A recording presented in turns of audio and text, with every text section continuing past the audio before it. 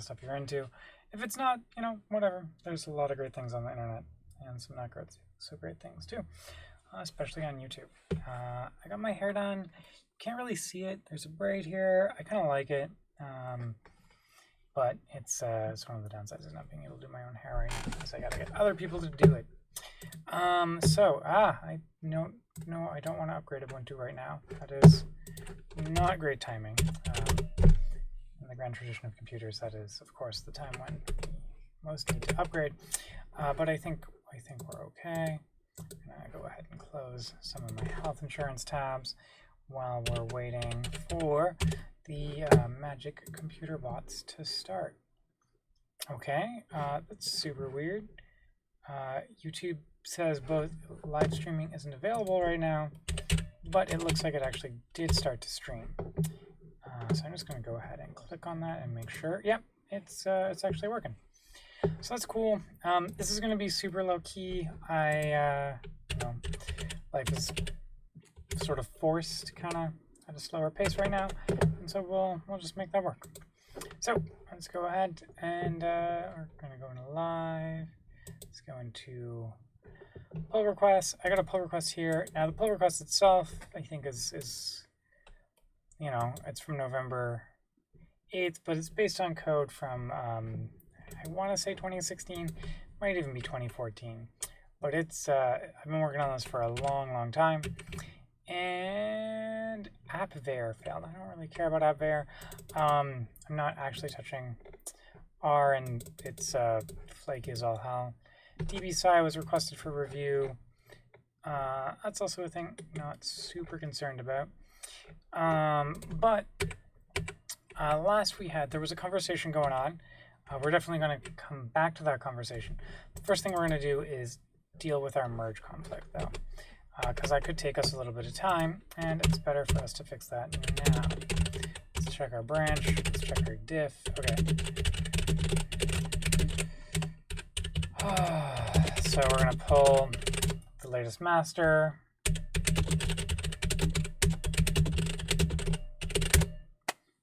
And hope that works. Cool. And of course, the merge fails. And it looks like there's a new thing called retrieve, or not a new thing. There were changes to retrieve Spark app config, and it just couldn't merge that cleanly. That's fine. So I think I just want to reload that file. Oh no, it's coarse-grained scheduler backend, not coarse-grained executor backend. Coarse-grained scheduler backend dot Scala. Let's go ahead and find the magic markers. Okay. Yeah, you know, this looks.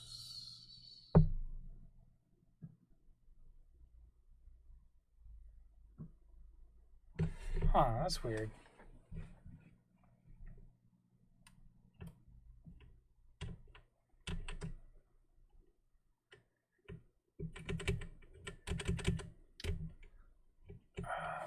I want to take a look at this against master, just because that's okay.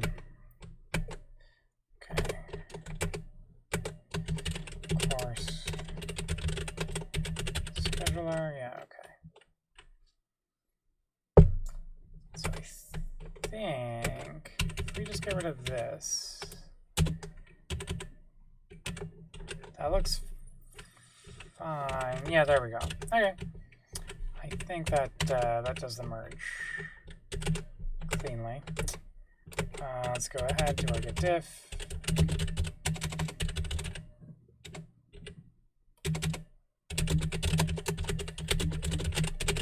Merge in master, great.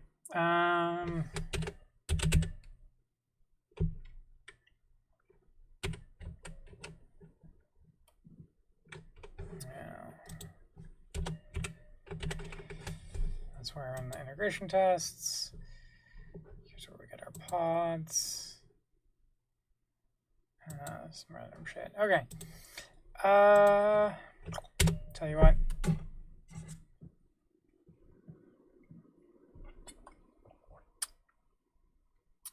That's probably a good thing to do a build. And then while we're doing the build, we're gonna go in and sort of catch up on the conversation, because the build is going to take a little while.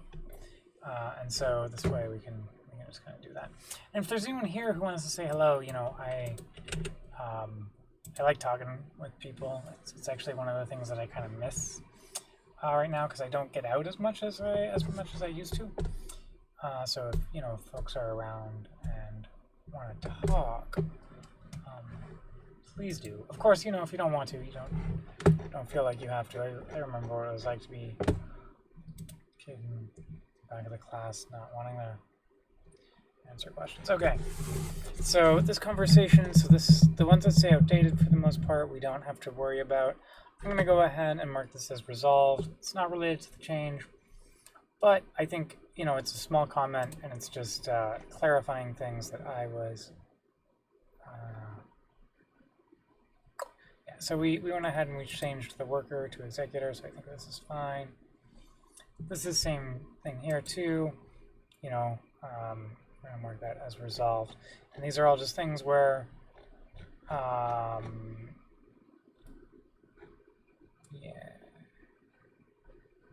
Okay. Oh yeah.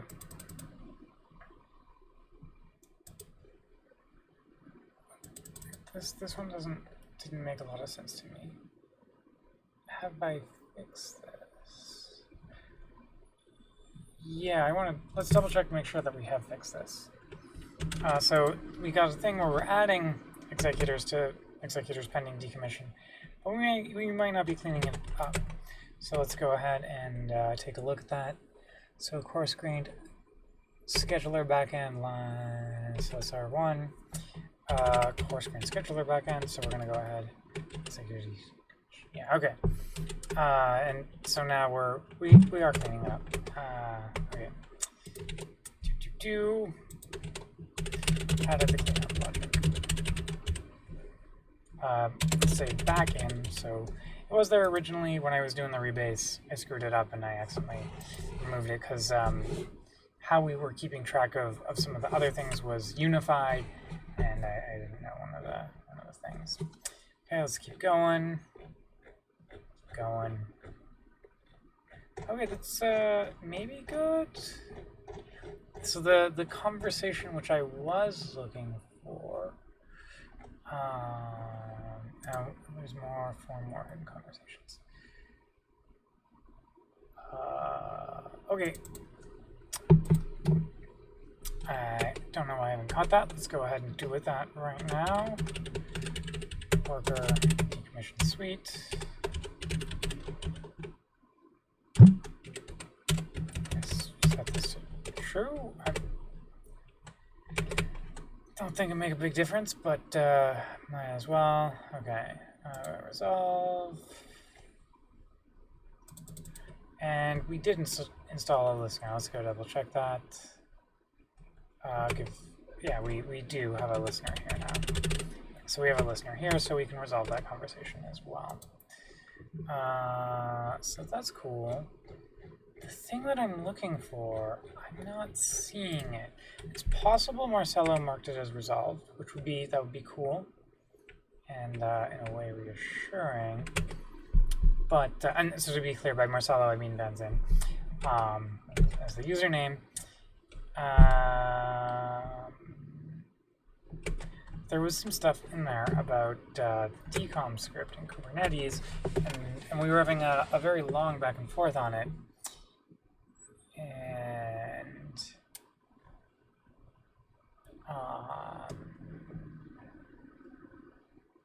yeah, let's go ahead and resolve that. We updated the comments. I'm gonna go ahead and resolve this. It's been a good number of months for anyone else to come up with something there.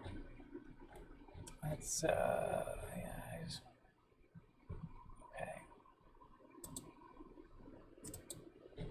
Is there a GitHub show all resolved comments? I just want to see all of the discussion. And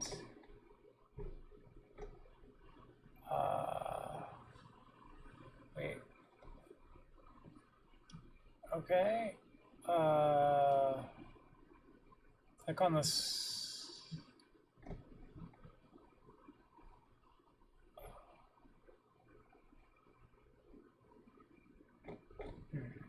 Okay, so I can add it as a key binding. It seems a bit excessive, though. I just want to see my comments. I don't necessarily want to set up a new key binding. To do that, like, I'm a little... Okay, but I guess that's life. Well,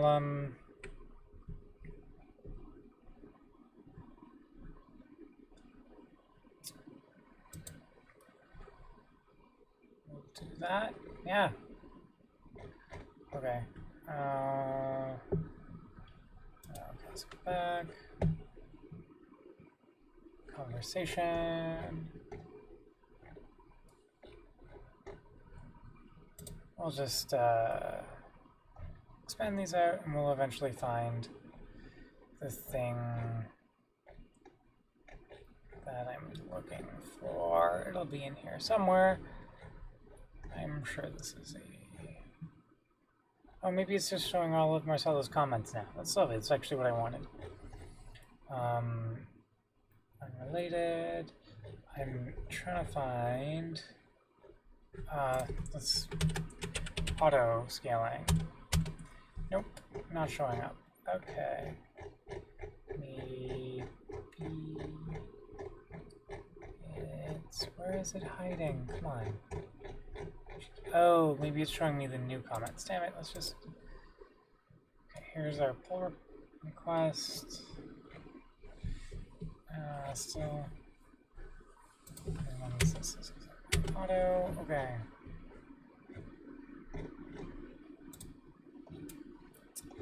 So... Does this show all resolved? Okay, 21 hidden items, great. Show resolved. Lovely. Oh, show resolved now shows all resolved. That's great. Okay. Scale. It was about auto scaling. Okay, here, down scaling. Maybe. Okay.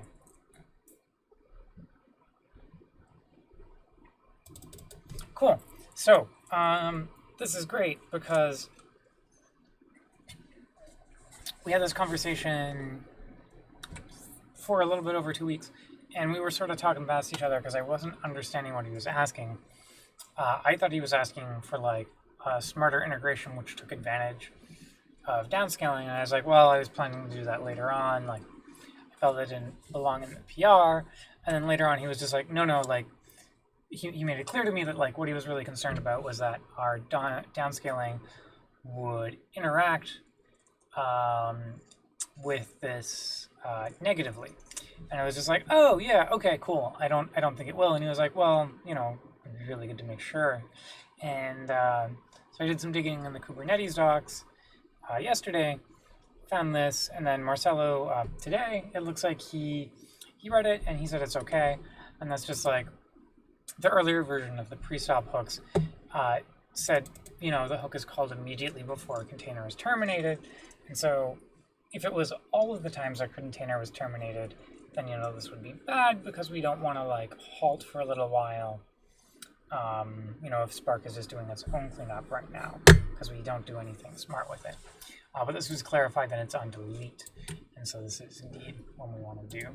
Which actually, this makes me think I should probably give a bit of context about the PR that we're looking at today, just for those of us who are new. So this is starting to improve Spark decommissioning and preemption support, mostly focused on Kubernetes. It does, you know, support other cluster managers in theory. They need to do a little bit of work to make it happen, but the hooks are all there in the core to allow that to happen. And the idea is that if a cluster manager knows it's going to preempt a node, we could do more intelligent things. Initially, we won't do things that are very intelligent. We do have a design doc, and I'll actually go ahead and put that design doc right here.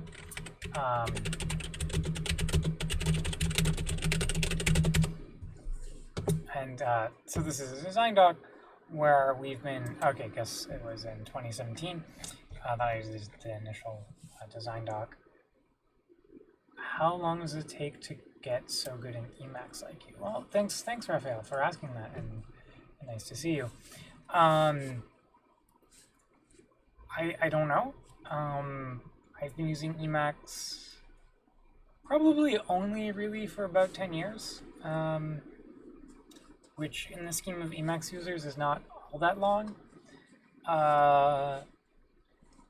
But I think really what helped me sort of get up to speed with Emacs was sitting down with some friends who were power users and having them show me some functionality. And the other thing was like working in a few different offices where, like, I mean, Emacs was never the dominant editor, but there were other folks using Emacs, and then occasionally I would see people do things and I'd be like, oh, that's neat. I want to know how you did that. And then, you know, they're Emacs users, so they were happy to show me. So that's sort of it. I don't necessarily really recommend Emacs to people necessarily. I really like it, but the learning curve is like very steep with a lot of drop-off points. And it's at the point where for me it wouldn't make sense to do something else. But honestly, if I was starting over, I don't know if I would choose Emacs today, you know? The modern tools are pretty amazing. On the other hand, I think that the workflow I have really works for how my brain works, so that's really nice. I hope that answered your question, Raphael. Thanks for joining.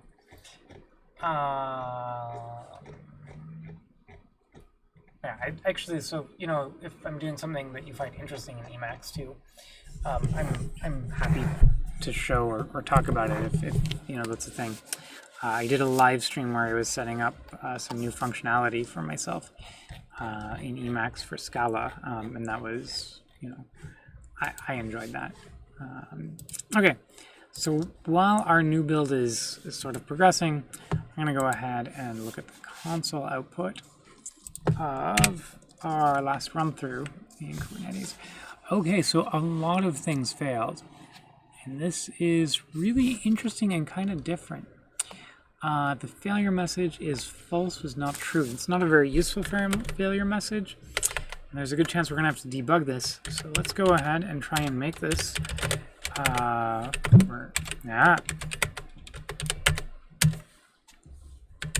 a more useful failure message for ourselves.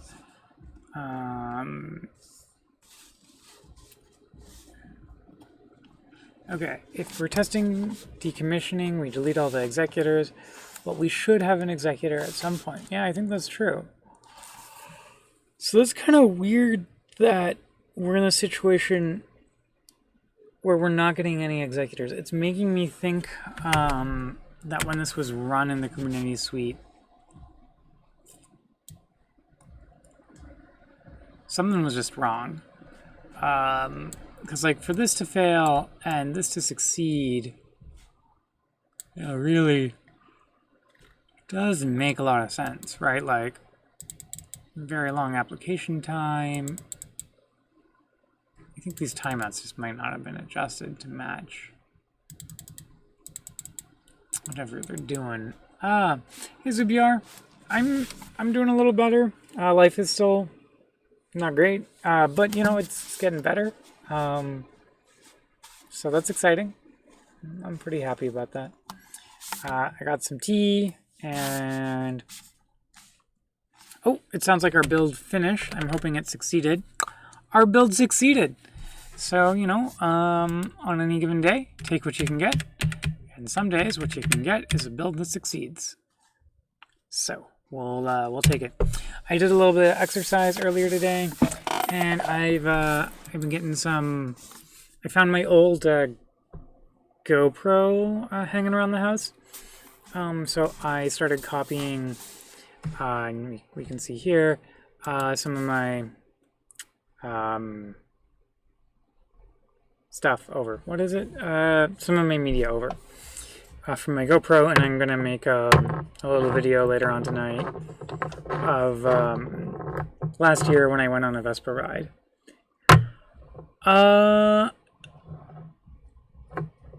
Yeah, So I can't promise to help you too much with the Spark mailing list, but I'm happy to take a quick look if you want to paste a link to it in the chat, Barraz. We can take a look together, and we'll make that work, because there are going to be a lot of sort of stopping points. So I'm happy to take detours along the way. So yeah, can't promise it'll be a great answer, but definitely happy to take a look. Cool. Oh right, okay. So the build finished. Okay. PR feedback. Don't use a stringly typed true for the config. In the test. Oh, that's weird. I could see that YouTube could be doing something about that. It's one of the first ones. Okay, let's go look up the Spark mailing list.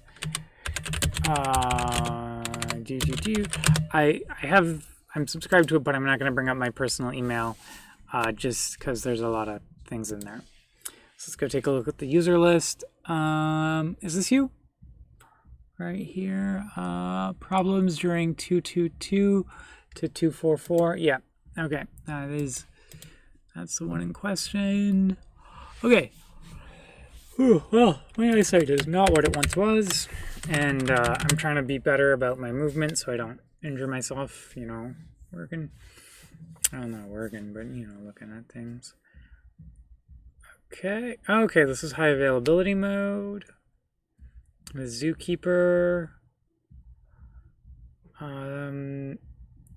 fails to deserialize.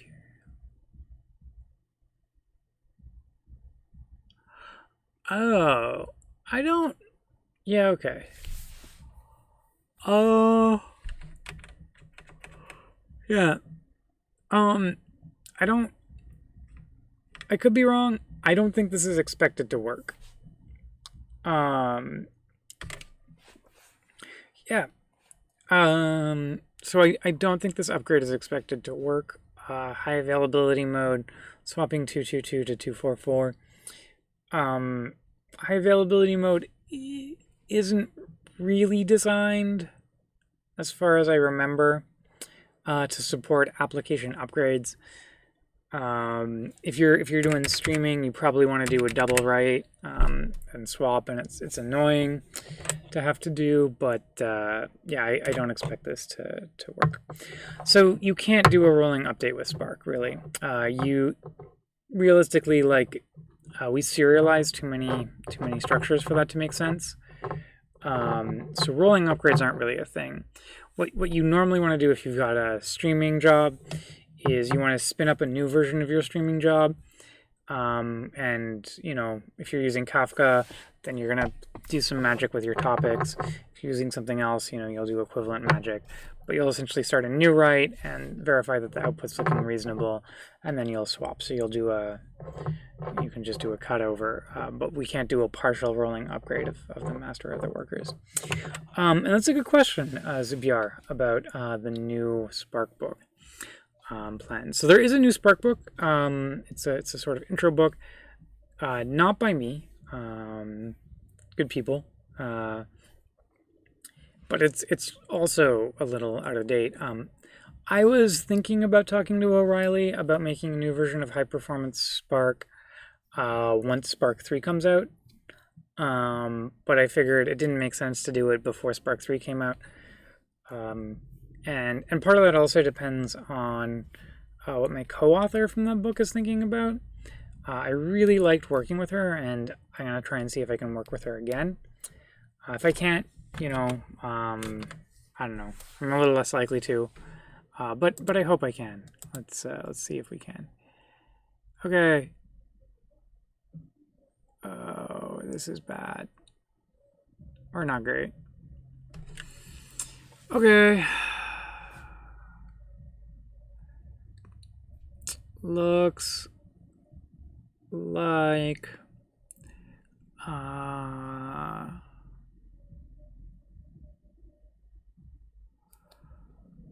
let's go take a look at worker. Yeah, I'm not sure when the stable one's expected to come out. We're having a code freeze, in theory, at the end of this month. So I'd say in the next few months. But it sort of depends on how things go. It could take a little bit longer than that. Right? It all sort of depends on how many people are trying to do what I'm trying to do right now, which is like get our last minute changes in. Oh, this is the thing Marcelo told me to do. I don't want to. It doesn't work. Put this back as a string. Let's see what happens.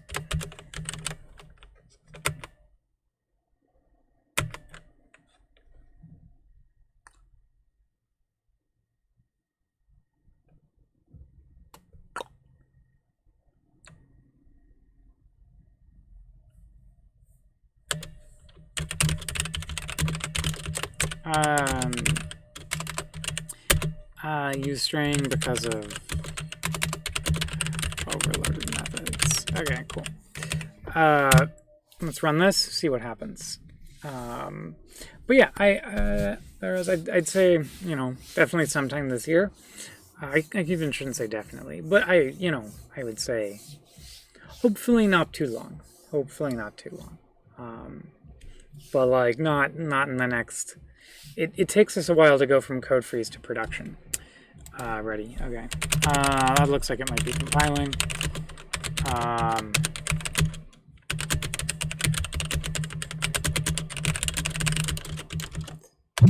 Okay.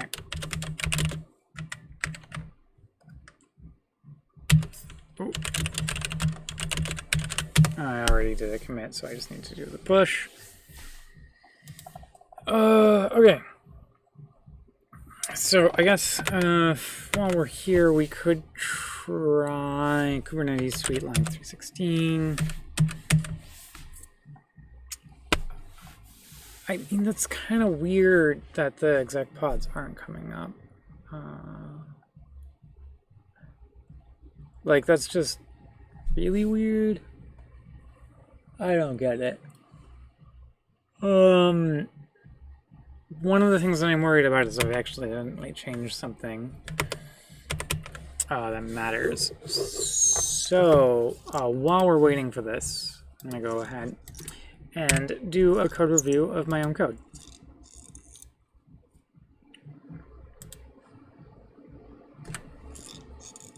Oh, yeah.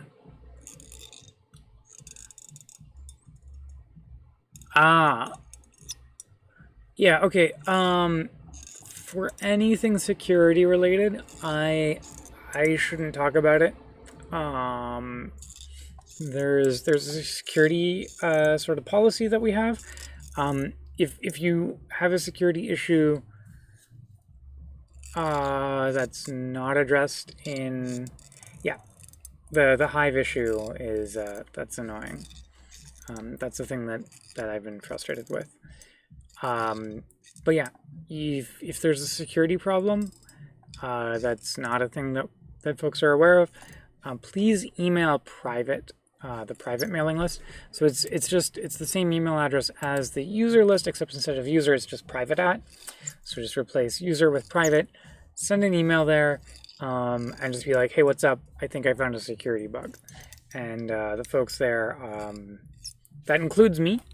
But that way also, if there is a security bug that's impacting people, we can do a responsible sort of disclosure and release, and so hopefully fix the bug at the same time it becomes public. Now, if it's already public, then I mean that's the joys of life. All software occasionally gets into those situations. Okay, let's go ahead and take a look through this.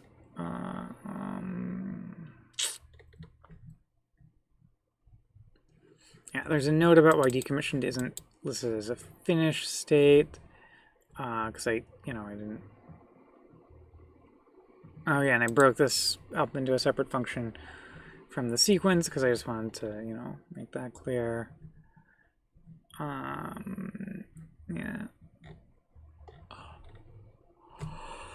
Okay, right. This is.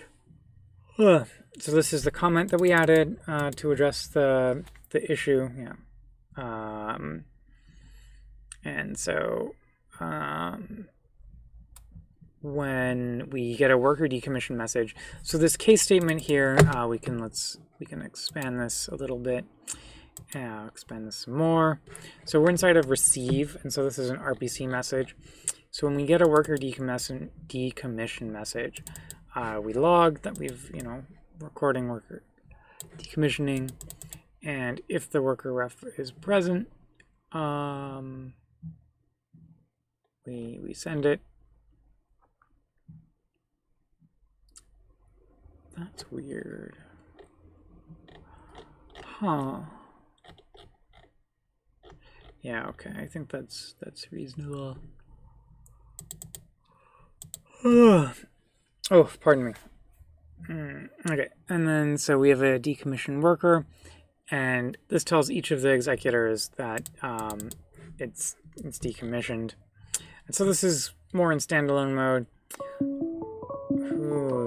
Who's calling me?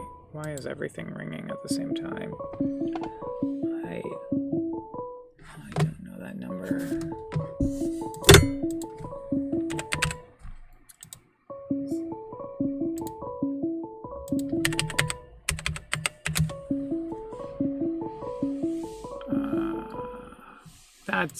That's not in San Francisco. I'm gonna let it go to voicemail, and we'll figure out who it is later. So decommissioning, right?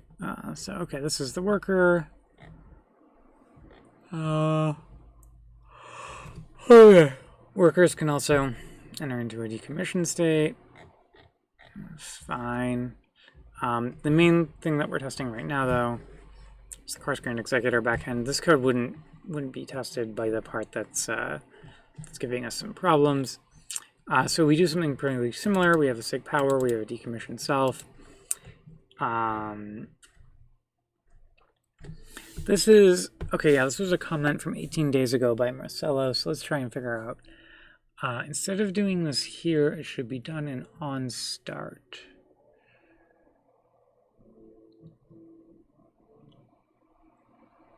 When the driver reference is created.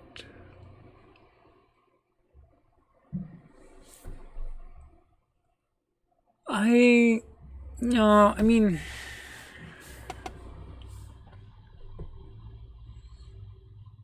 I guess I could see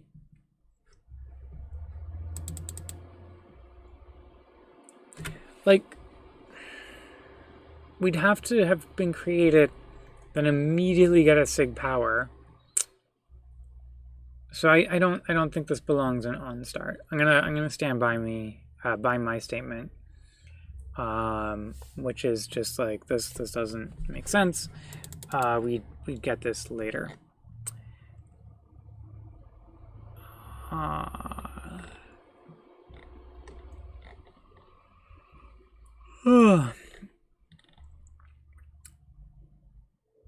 Right.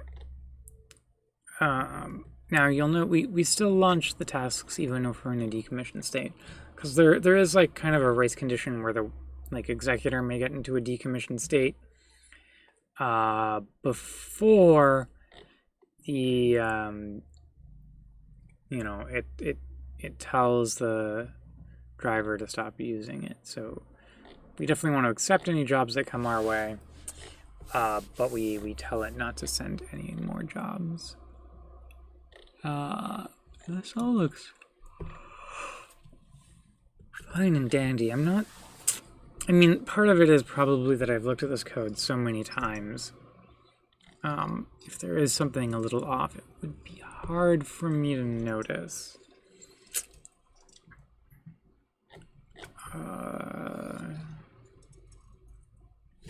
Yeah, so when we have remove worker, we changed this here. Oh, this used to be an ask. We switched that to a send from master. That's interesting. That is interesting. Okay, so this is cool. The integration test is running locally and it's going just fine. But I am curious about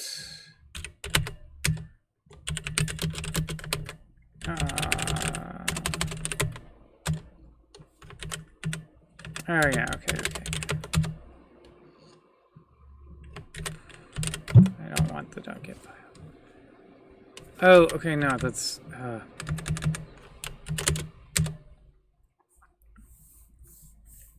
okay, core screen scheduler backend. Let's go take a look.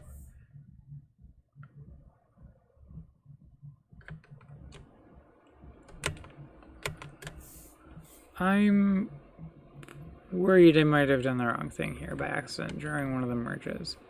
So this would be core screen scheduler backend. So let's go take a look at our core screen scheduler backend. Lovely. Already up. Okay, no, that is. Oh, interesting. So, okay, that's interesting. So, and I guess I forgot that you could do this. Or, I mean, not that you could. I forgot that we did this as a pattern, and I'm not sure why we did. But we can make the remove worker call in a blocking or non-blocking method. In this case, it replies true. In the other case, you know, it doesn't send anything because it's asynchronous. And here I switched it from a synchronous ask to asynchronous, which is unrelated. But I think Marcelo was telling me to do this for decommission executor at the same time. I was like, well, let's speed up both of them. I guess that's really the only explanation. Okay, yeah. Let me, interested to see, Paros. Okay, this looks reasonable so far. Okay, cool. Yeah, I would expect you to have serialization issues. Because Spark's checkpoints aren't really necessarily designed to be upgraded from. You probably, like, I really think you probably want to write your state out somewhere, maybe as a stream, and pick that up from a new version of your job. But I don't think using Spark's internal checkpoint mechanism is going to be the one to give you what you want. Because I don't think we've really designed the checkpoint mechanism to go between versions. And that's sort of the same thing with the high availability mode. Let's take a look actually. Spark checkpoint between versions. I don't think.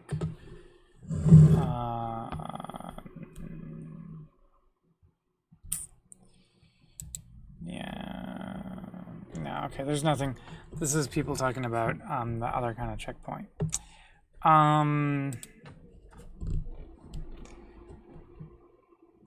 Yeah, I mean, Spark streaming checkpoints just serialize a bunch of internal state, so I don't think that's a Spark checkpoint.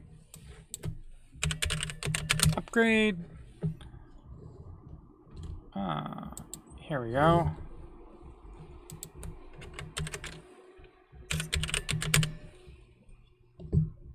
Nah, I mean, developer APIs, that just means the same API should work, not necessarily the data.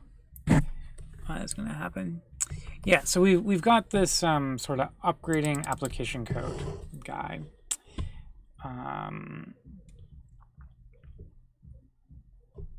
Yeah, and the same sort of instructions for upgrading application code, I would say, apply to upgrading the underlying Spark code. let's see, is this application code? Grading? Yeah, whatever. But yeah. Yeah, developer APIs.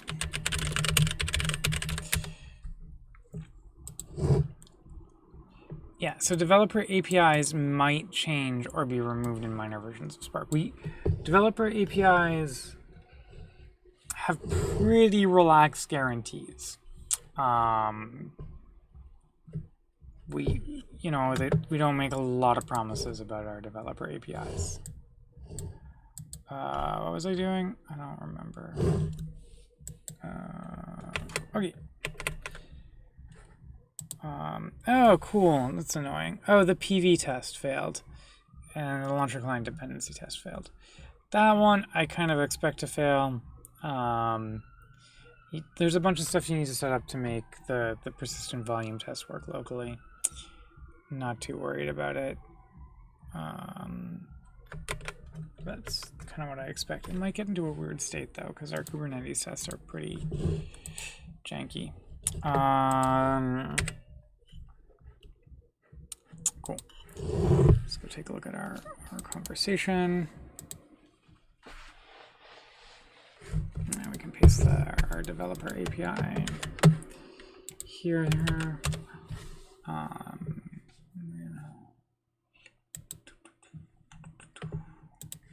How are we doing?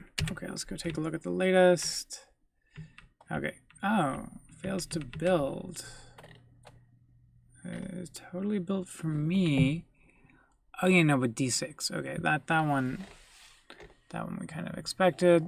Has it started?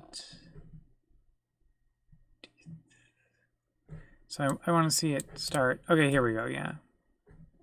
So it's starting the build. Yeah, the upgrade section. Yeah, okay, actually, let's place the upgrade section. That one's going to be more useful. Nope, that's the wrong. I have too much crap.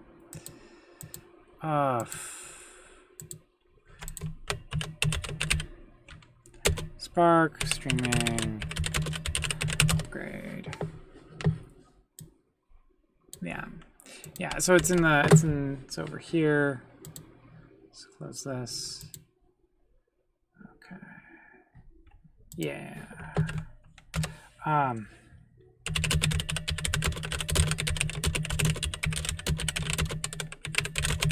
Search for upgrade. Cool. Hopefully that helps. Okay, cool. What? Oh god. My next door neighbor's music, you can probably hear it. So can I. It's the joys of life. Okay.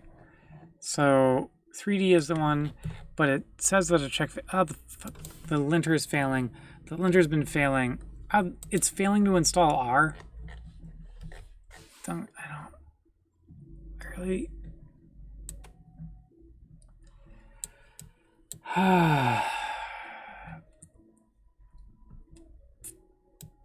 All right. That's kind of weird.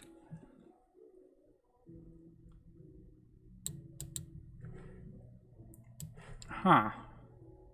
Is there a rerun button? No. Well, how would I say this? It's the R linter. I don't really care about it. Especially because we're not touching any R. You know, if the Scala linter failed to run, I'd be more worried.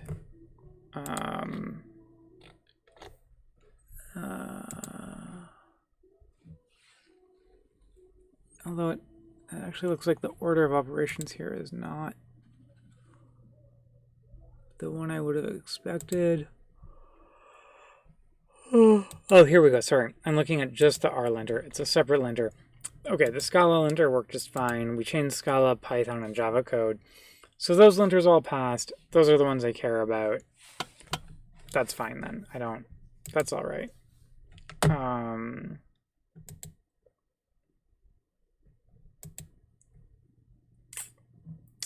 Although actually, now that I think about this, the thing from Marcella about changing that to true. Let's go take a look. So inside of here, this is typed as a string. I'm wondering if maybe the config packages have changed underneath us.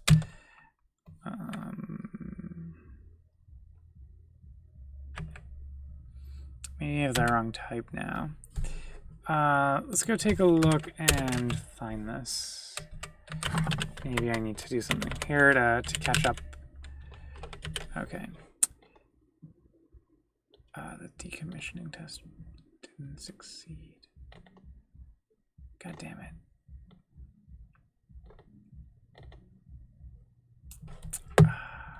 Totally was working before.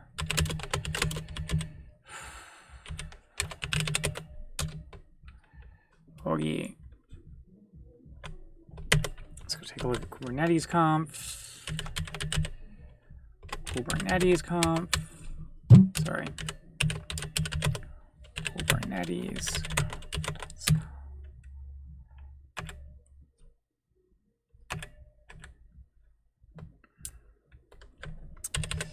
Okay.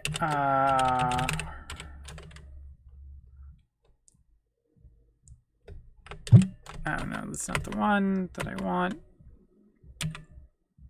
Oh yeah. This is actually propane core src. Okay, it's in config worker.scala. Okay.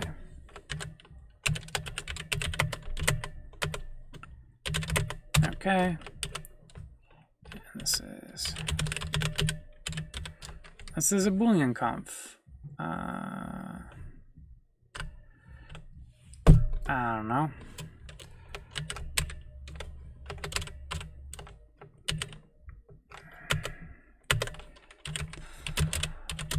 Curious, do we see a bunch of... Yeah, not in my own code. Yeah, no, so we still... Yeah, there's nothing... We haven't magically started using actual values everywhere. We're still passing in strings to the config API. That's fine. Okay, cool. Okay, this is the regular test suite. That's okay. Why is my... Yeah, cool.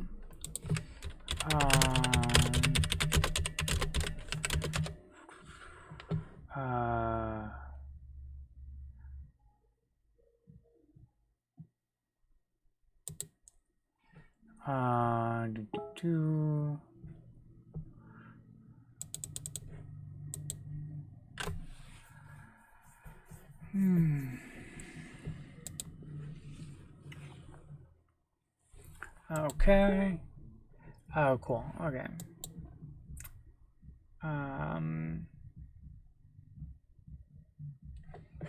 Okay. So looks like that random phone number didn't leave a message. That's okay. That's cool.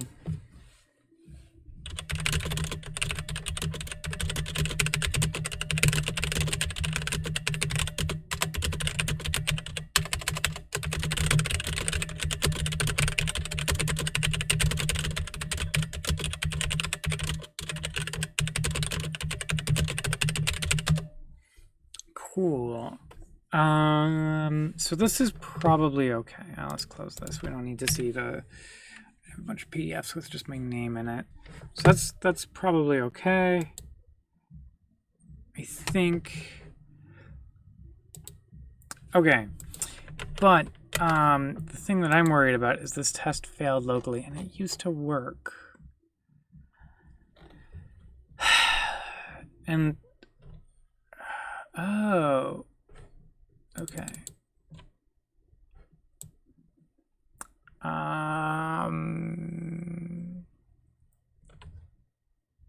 Okay.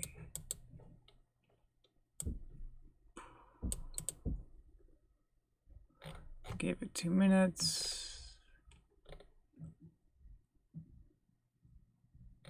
Okay.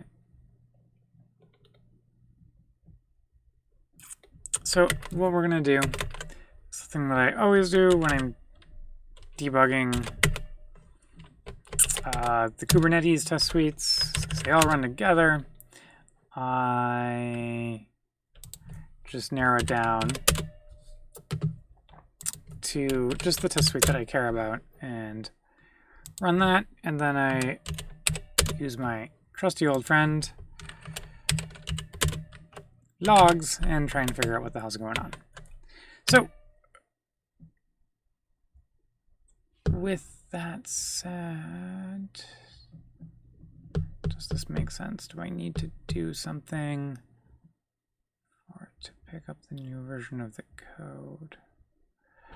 I'm trying to think if I need to do a clean compile. Let's take a look. Did I run a package when I did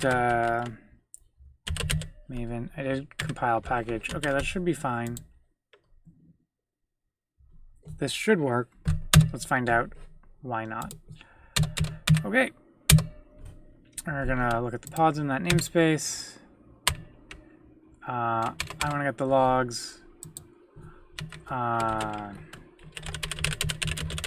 Don't honestly want to exec into things right now.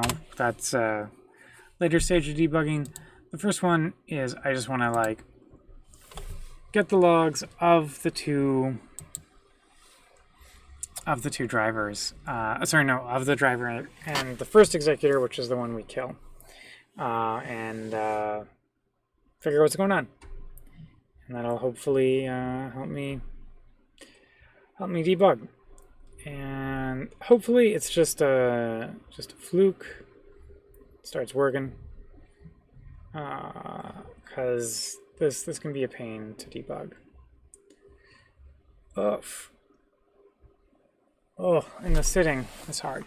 Thankfully I got a chair here. I can put my legs up and I can do some of my physio exercises of lifting my leg. Very exciting. Not all of them. Actually, while we're doing this, I'm gonna be right back, I promise. I'm gonna go make a cup of tea. Actually, I'm gonna go press the button to boil the water. Then I'll be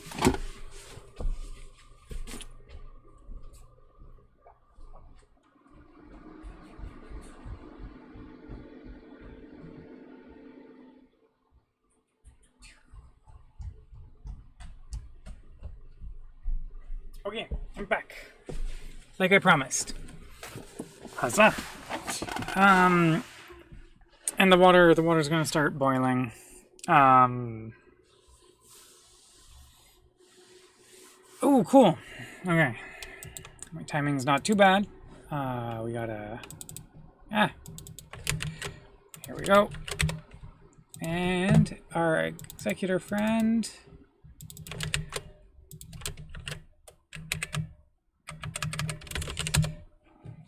Okay, so the executor decommissioned itself. Very exciting. And, yeah.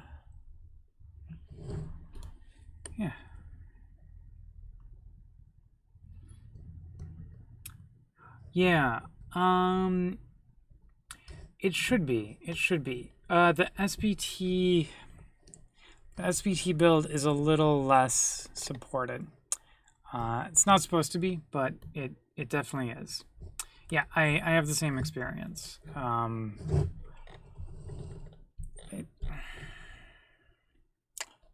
SBT's not perfect. I don't know if this is SBT's fault or Spark's fault. That the behavior, I run into it too.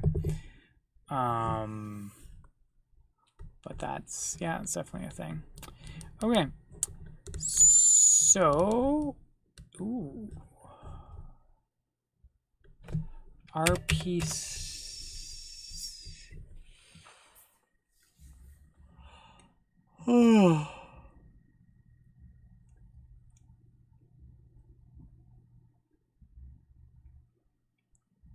Okay. Yeah, I do. I'll put this in the chat. as well. Yeah, okay, so this is weird. I wonder if it's the logging level. I don't think so, though. What log level is the driver printing at? It's printing at info.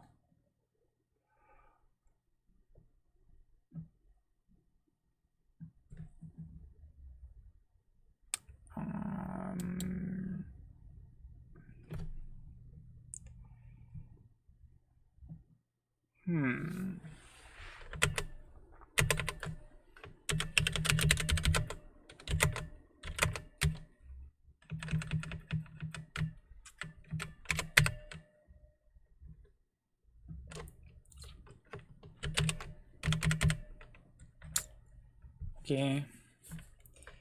So.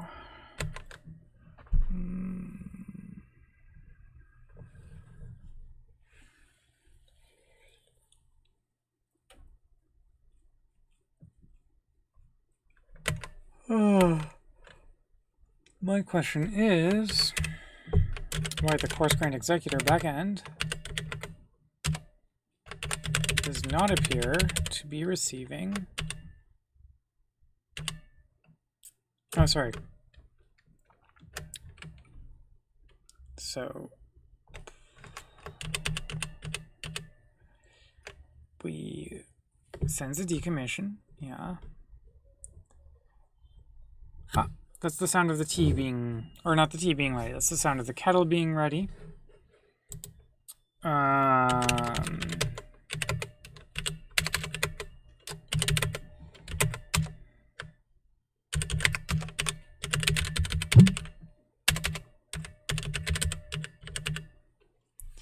Okay. Received decommission executor message. So we would think that we sent a message. And so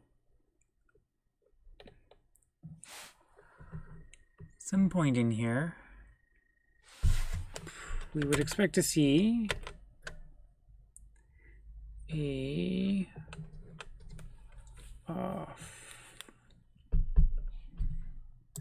I'm gonna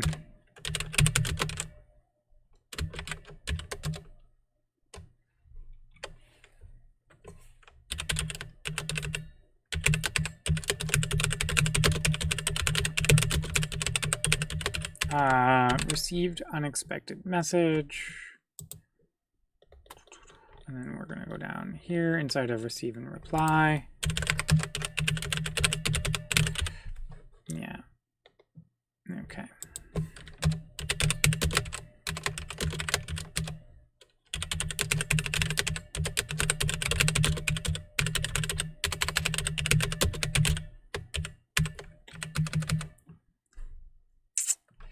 Well,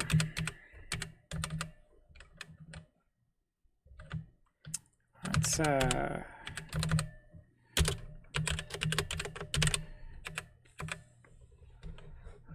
this is a bit of a wild goose chase, but I've had this come up before.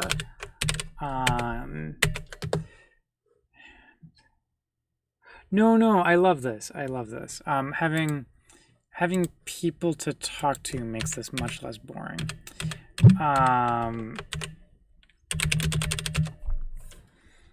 So what I'm gonna do is we're gonna add these two.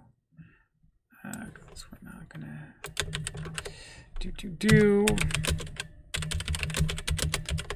log when we receive unexpected messages,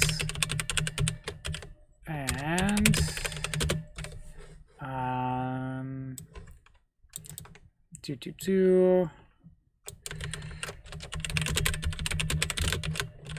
give us a bit more time.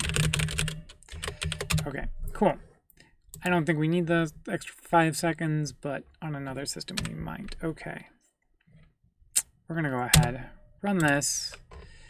It's gonna take a minute. I'm gonna try and remember to pipe this to T. And this one is gonna get piped to T. B. Okay, cool. I'm gonna go grab a cup of tea before this finishes. Do.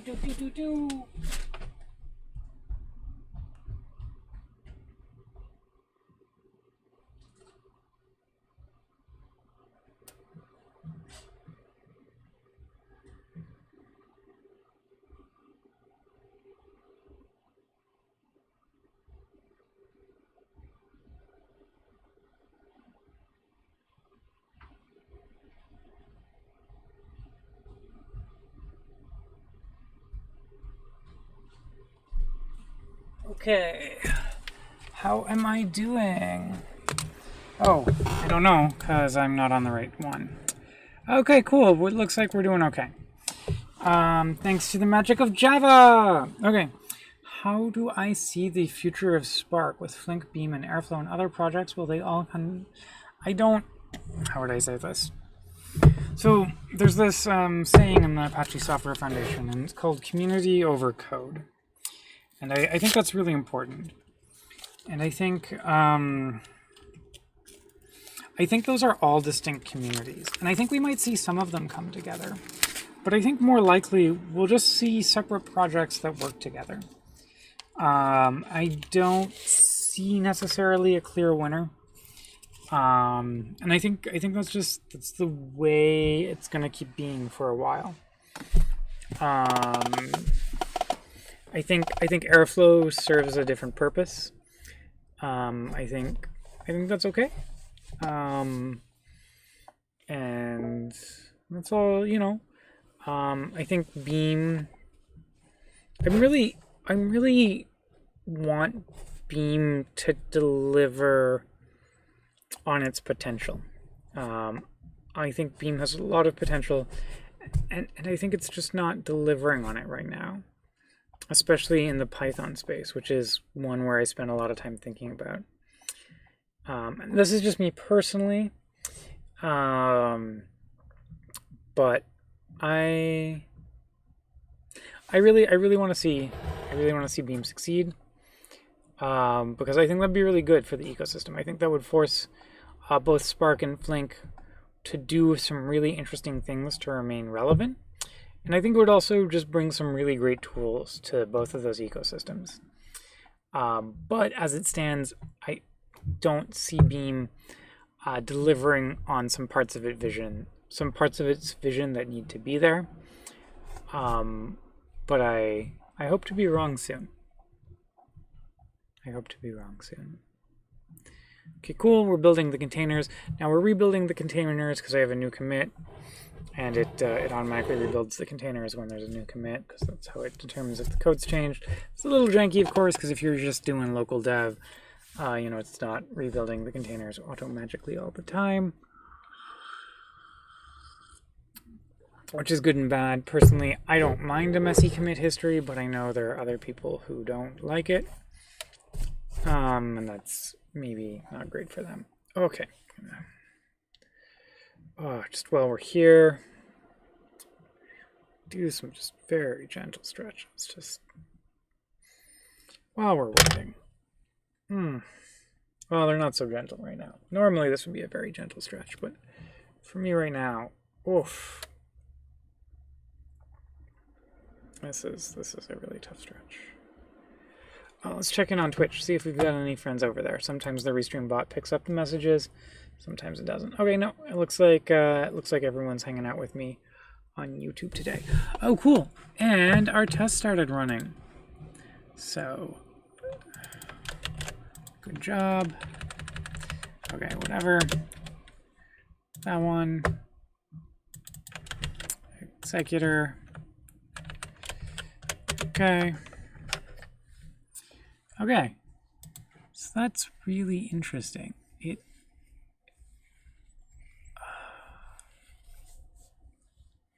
It says it's decommissioned itself. It says it sent the message. And I'm not seeing the message come through. I'm not.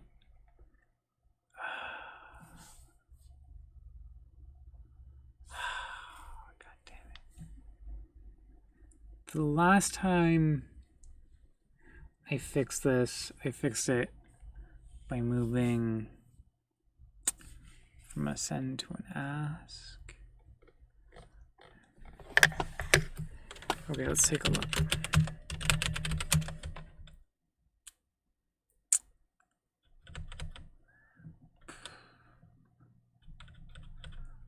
Okay.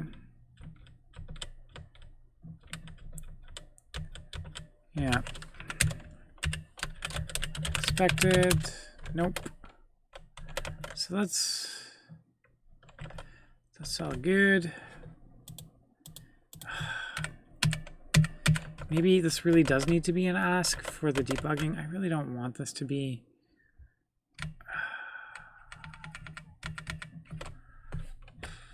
You know what? Let's do the same thing we have.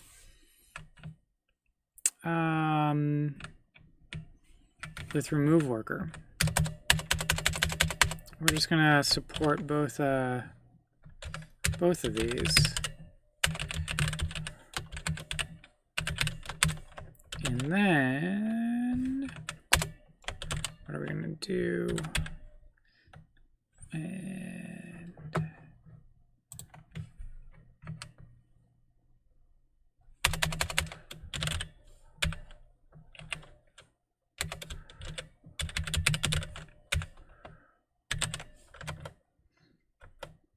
okay.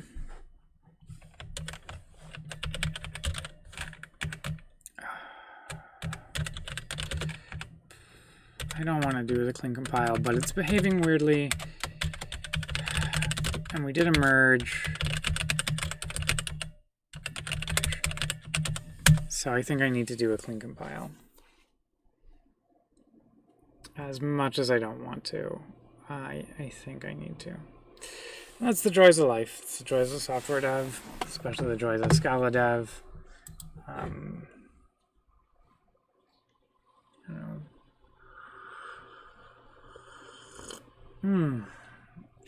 That's where we're at.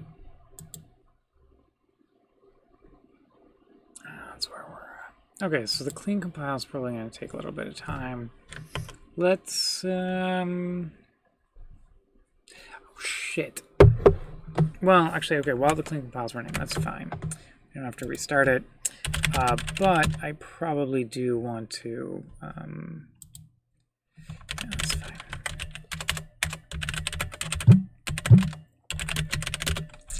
Yeah, I'm gonna do commit log.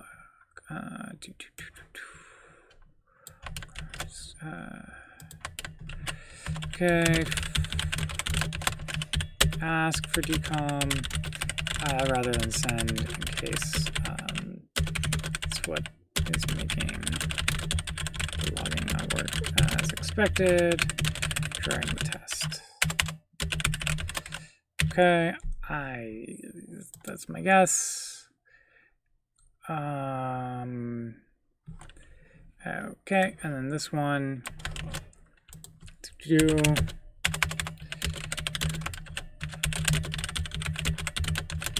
like remove worker, support ask, or send, or decom. Cool. Is what it is. So let's see how our clean build is coming along. Great. I screwed up. Okay, cool. Spelling is not great. Ask.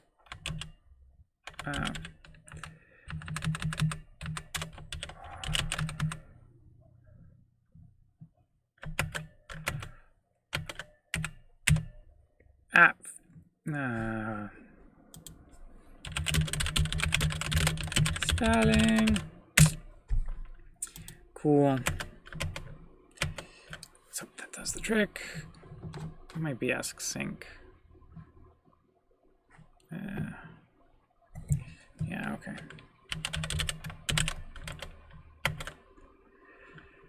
Yeah, let's just do ask sync. Well, okay. So let's hope that this is the time and we're good. In my experience, a lot of the times I hope that I'm disappointed. But if you don't start with the hope, where are you gonna go? Oh yeah, just while we're hanging out, I have another YouTube channel. Let me go find it. And it's the YouTube channel where after this is all done, I'll post a scooter riding from last year too. And so if you want like videos of the parts of my life that aren't sitting in front of a terminal, you can go check out that currently empty but soon to be not empty channel that I just pasted in the chat log. So, okay, cool. Got a clean build going. Let's go take another look at the comments, see if there's anything we're missing that we can address while we're here. Oh, I know I don't want the runs because they're not. Okay.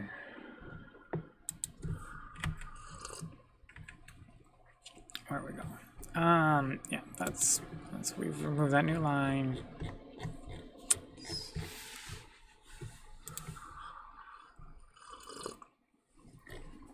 Okay, anything that's not resolved is what I want to get to. Okay, so this one, yeah, I think this is the right place to do it. Is it a core screen executor backend? Oh yeah, okay. Oh, not that key. Okay, that's what I did wrong. Let's go ahead and actually fix that while we're here. Worker decommission suite. Didn't pay enough attention to the message. So this is a string, and I don't actually want the string. And that's why it was giving me the weird type overloaded method issues. Okay, cool. Oh, shit. Okay.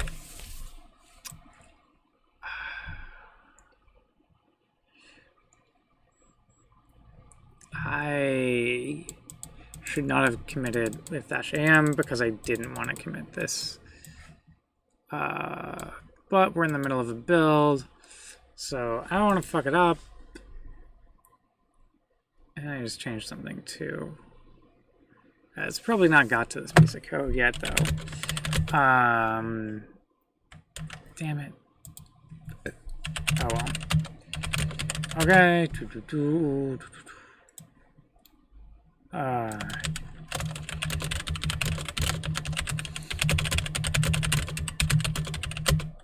The key off, and I made the last change. Okay, cool. So we'll go ahead and try and fix this up. Oof. I'll need to go back into my Git history and clean this up. We haven't pushed it yet. It's all right. So, you know, kind of whatever. My computer is beeping at me. Oh, yay!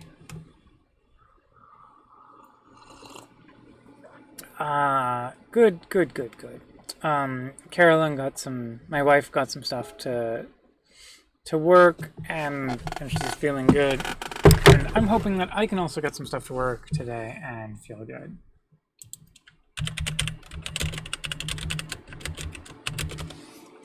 So that's good. It's always like, it's really lovely when your spouse like has success, because then you can appreciate that success, and that's really fun. So yeah, okay, how are we doing? Okay, build is still gonna be our adventure. Oof, oh god, my knee. Okay, that's not great. Damn. Okay. Oh, this is actually very not great. Fuck, I might have to stop. We'll see. Okay. Okay. Okay.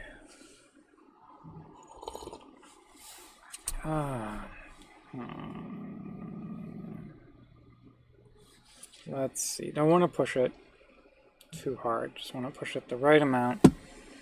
And so for now, I'm gonna use a little bit of heat and see if I can get the muscles to relax a little bit. Do a little bit of light stretching while we've got our clean build going.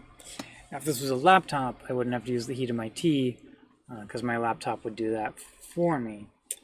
But it's my desktop, so the heat is a little inconvenient to put on my knee.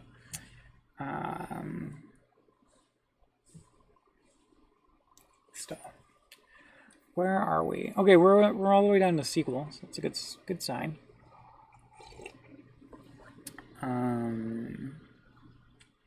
SQL is the part of Spark that, you know,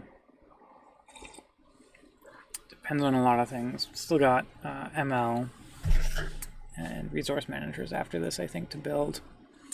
But that's okay. It's okay. Really hope this works. Oof. How's this coming? Okay.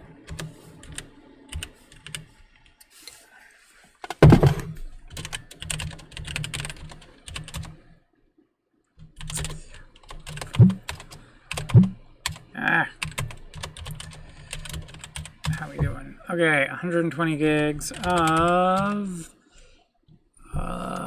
278 gigs. Okay, that copy is going to be a while.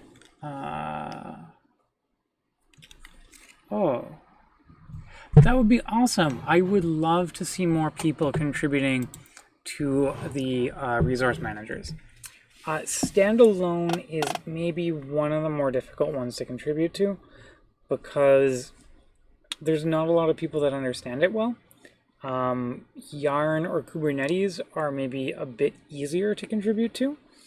But you know, if standalone is the resource manager you use, then of course that makes a lot more sense. And I hope you join us. That would be a lot of fun. That would be okay. How far along are we? Okay, MLlib. So MLlib is near the top of the heap in terms of things that it depends on. So this is cool. We're making really solid progress. Here.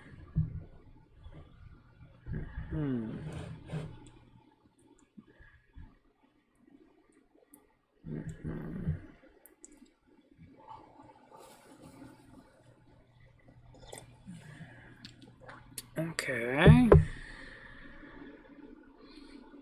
Okay, cool. Looks like it might be packaging because of the warnings about shading. No, SQL Hive. Okay, not quite there.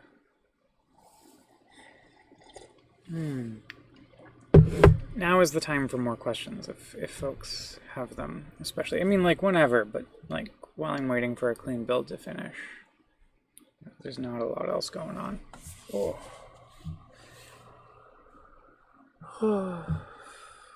Oh. I can do more of my hand exercises. Recent fix was also standalone. Oh, awesome! That's great. I'm really glad I was able to help. That's really cool. Stretch it back. Stretch, stretch, stretch, stretch. Back.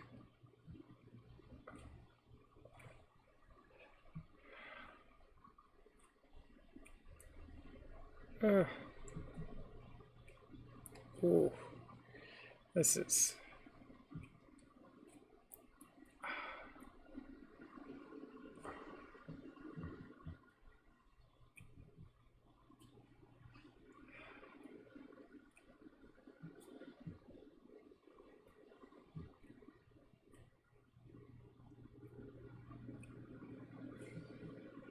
Oh, okay.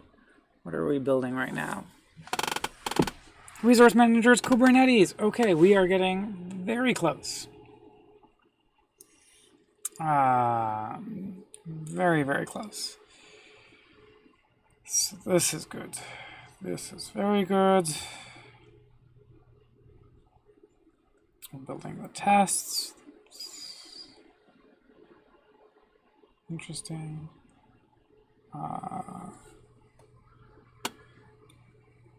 Oh, we're not actually building the tests. Whatever. Anyways, it's okay. We're getting there. It's very exciting. We'll be there very soon. Okay, we're building external. Keep saying very soon, but I think this is the one which is actually very soon. Maybe while this is going on, I will go find some Creative Commons licensed chiptune music, just like last time.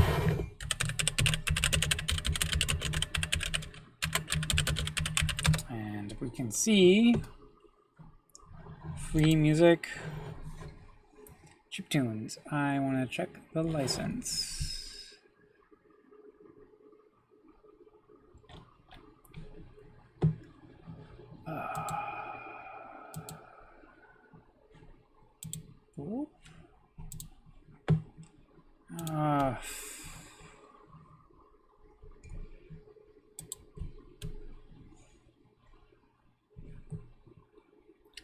Okay.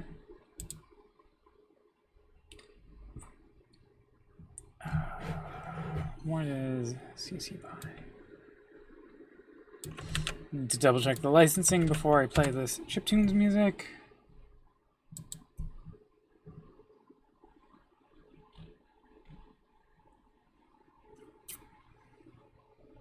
Okay, cool. So I want to be clear, the license, the creator of this music, Friendship Adventure, Oz.net, does not necessarily endorse this music. Does not necessarily endorse what I'm about to play. I don't necessarily endorse Friendship Adventure. I have not heard it yet, but we're gonna try and listen to it.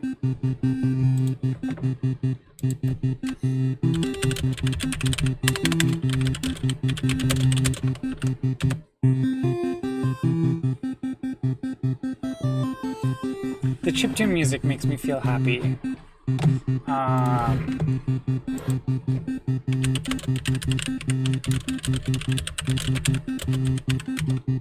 Okay, cool. While this is going... Oh yeah, fudge. Ooh, that's a different transition than I was expecting. Did I maybe accidentally skip it ahead? Oh, nah.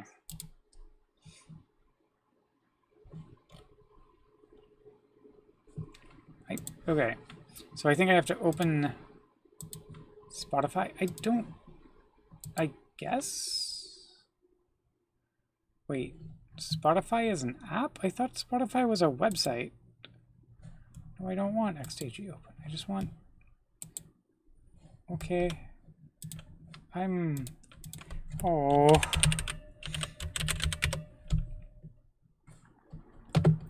Maybe I don't have Spotify? I thought I had Spotify through Nova, but maybe I don't.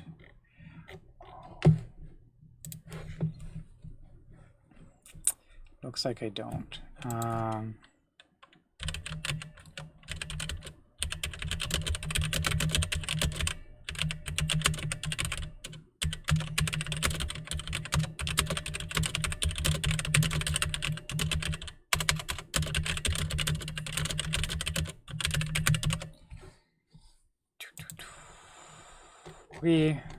Let's... Oh, the Spotify non-premium. Okay, launch web player. This is so confusing.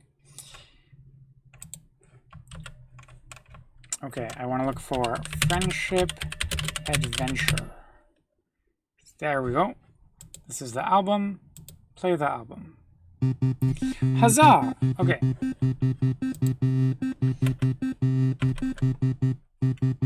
Huzzah! And it builds. Okay.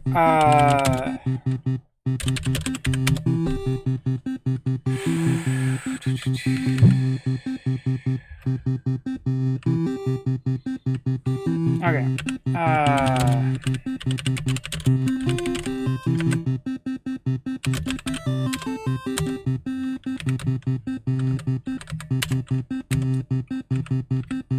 So this is the one I want to edit.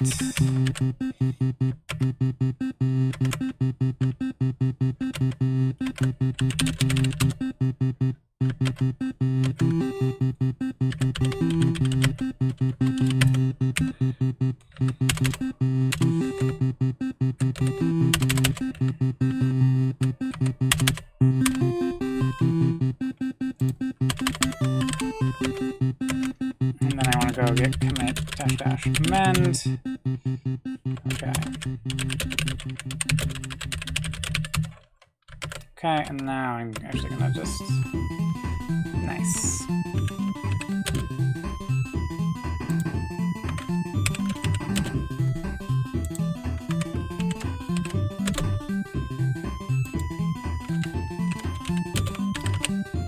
Enable that, but okay, cool.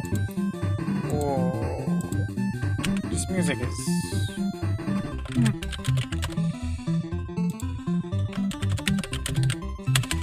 the transitions are faster than I'm really able to type right now.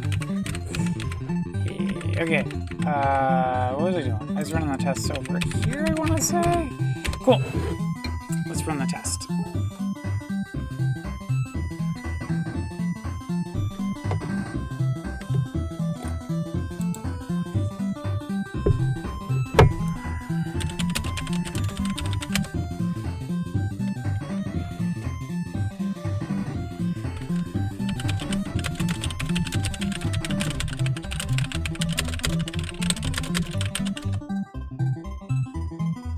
Okay, cool. Oh, okay, I guess, wait.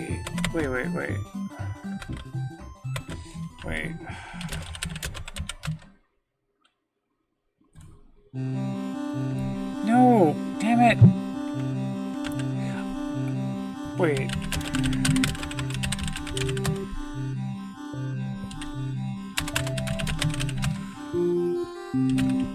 Okay, no. Okay. Okay, not what I wanted. Damn it, I screwed up. I do this sometimes. Okay, spelling. Let's go back over here. Okay, this is the one I wanted to edit.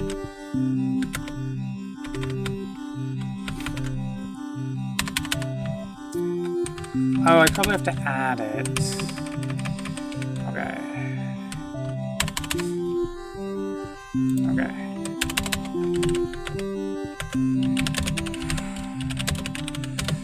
Okay.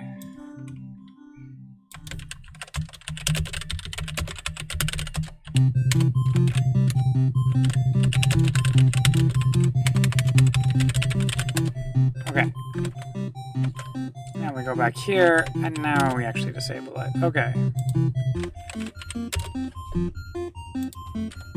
On with the R tests, because I don't care about the R tests too much.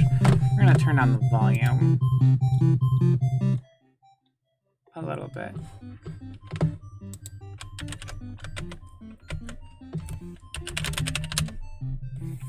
Okay, cool.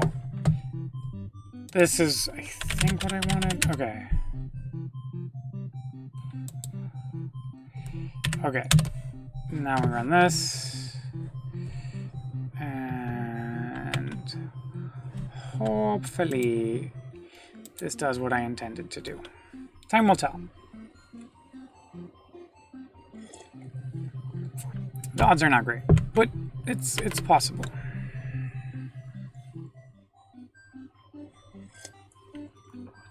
Oh, did I do a good push? I did. Okay, so yes, I think this should show out of date now.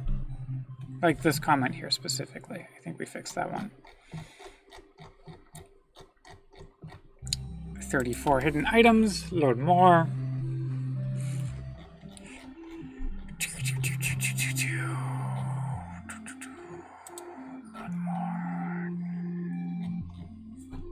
Okay, yep. Resolve conversation. Finally done that. Oh, that's my cell phone alarm. Going to remind me to take more. My drugs. Okay, so that's cool. This is gonna run for a minute. I'm gonna go turn off that alarm.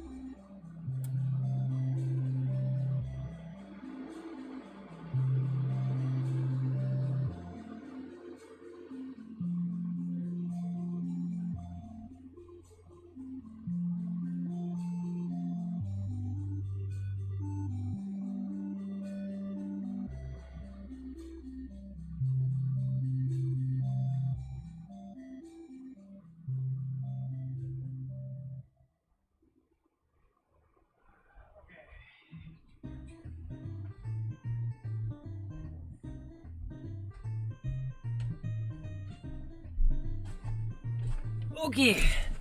Okay, that looks like it's fine. I'm back. We're building our containers. I'm mildly optimistic.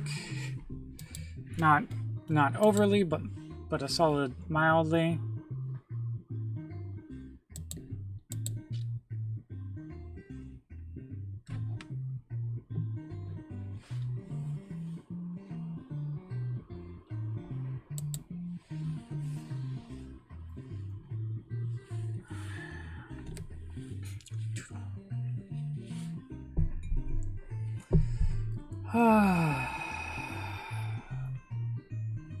Okay. I like this music. Especially like now that the rate of change is slowed down a little bit.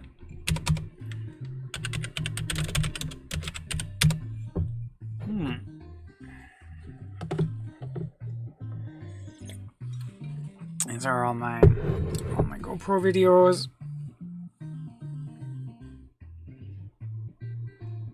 Copying very, very slowly.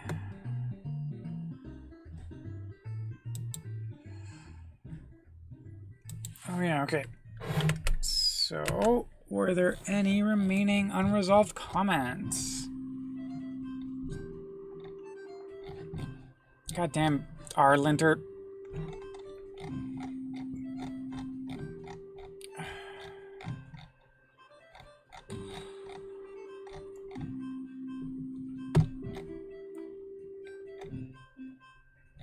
Okay, let's take a look. What's the most recent one? 6 days ago.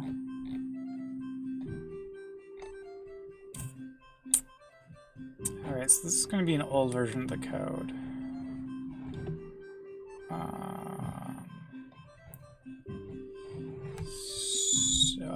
But that's okay. We can take a look at what it's... We can take a look at how it goes, even though it's an old version. Okay, cool. So the cool thing about this is we can see that the, like, Spark Pi with no resources and stuff like that, those are succeeding. Because the last run that we had, it wasn't. And I think that's more that master was just broken the last time we were here. So that's reassuring. I'm still expecting to see the decommissioning suite fail here, because we've upgraded master again, and something's changed, or something's going on. Oh, cool. Okay.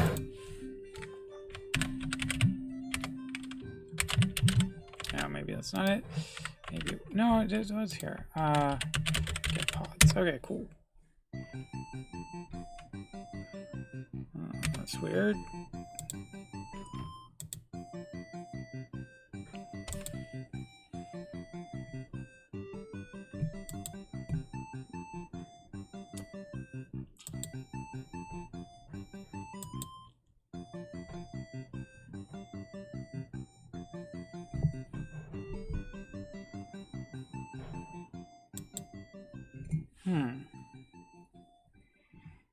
It's not moving anywhere.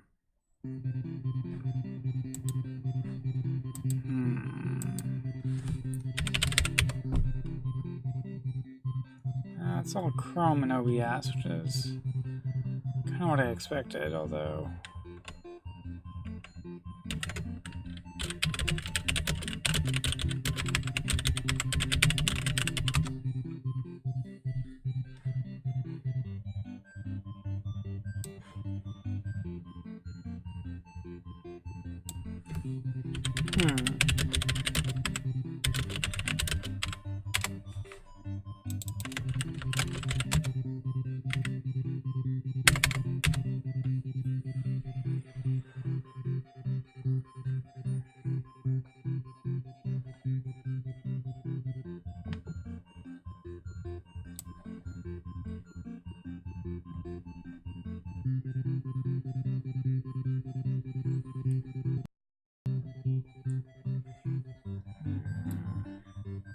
So it ran, it looks like,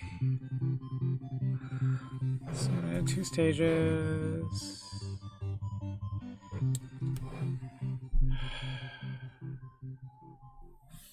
So register the executor.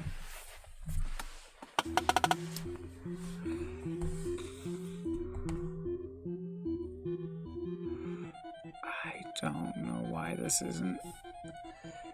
I hate computers some days. I don't know why this is not behaving in the manner that I expect it to. Just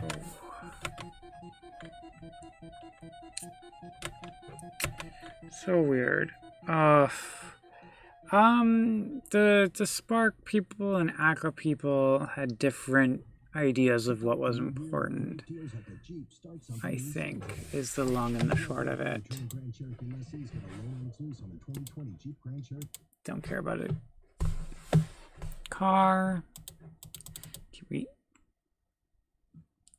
We've looked at this before.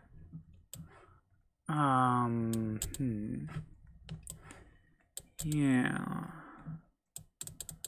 So, like, the decommissioning message is definitely happening. Custom card. No. But it's not making it here.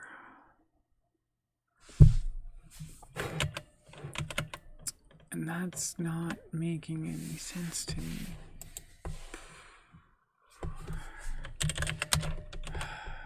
Okay, this is coarse-grained, scheduler backend, case, just temporarily, log error.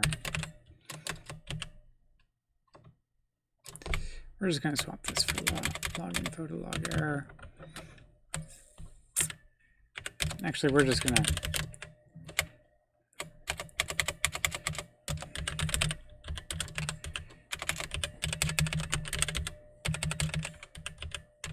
This is not great. Decom, no reply. Reply, and then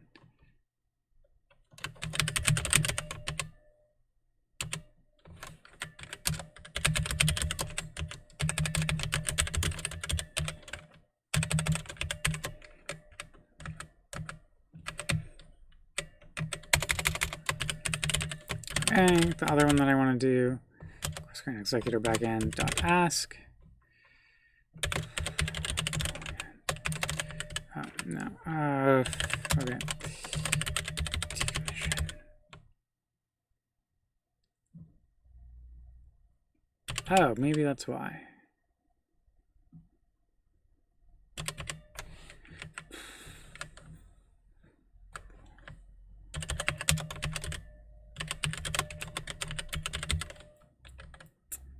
Oh, no, this is inside of, well,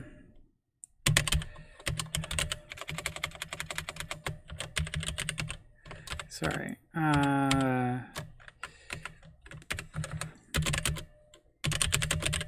This should actually be a log. Yeah, okay, no, that's reasonable.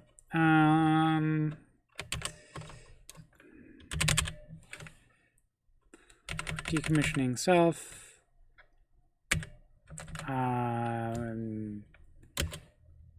With sync. Dungy.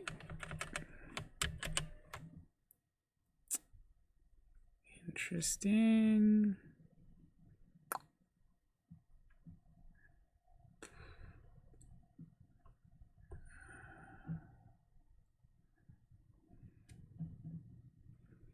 Okay, let's, who knows? Okay.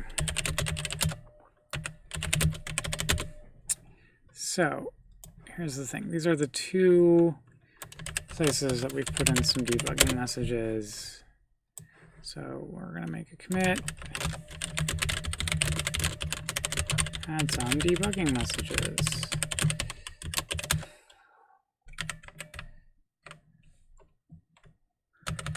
Can't spell, that's all right. Okay, let's see if we're out of commercial.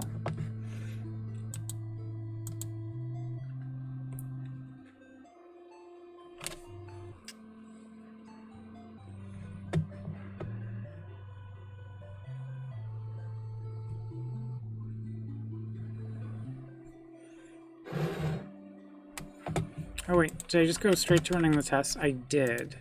So before I do that, I don't need to do a clean compile, but I do need to do a package, I think.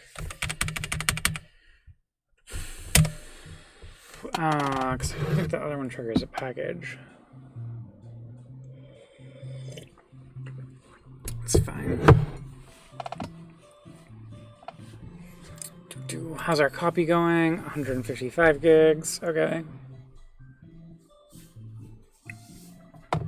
That's pretty close.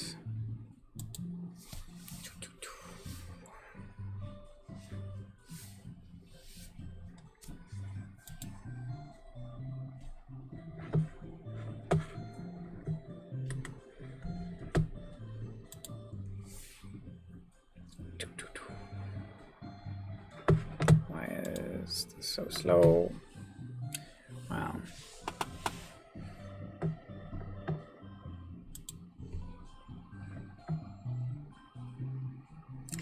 Yeah, I would say we're getting pretty close to what is unfortunately probably a stopping point for me, and we'll pick this up on Monday.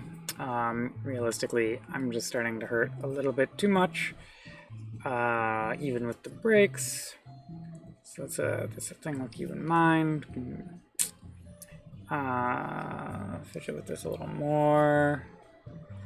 We'll let this run through so we can see what's going on with our debug messages before we wrap it up for the day.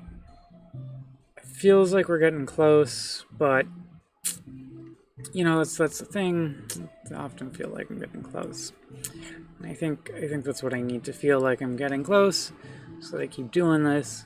Originally, I did this. I planned to do this because I thought this would like be easy. Not easy. This would like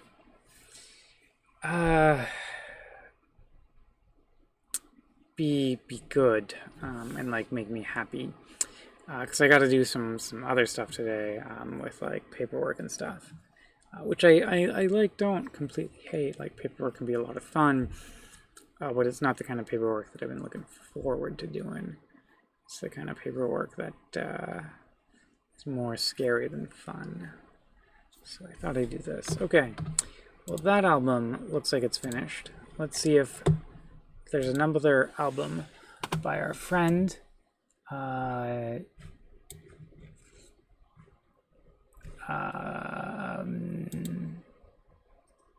Okay, same license. Okay. Let's go ahead.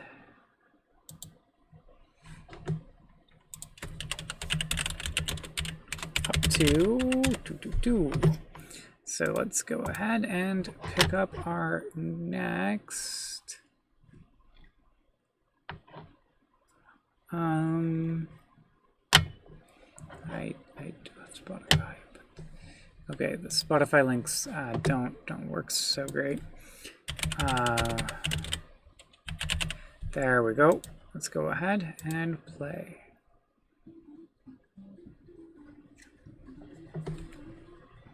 Rockin'.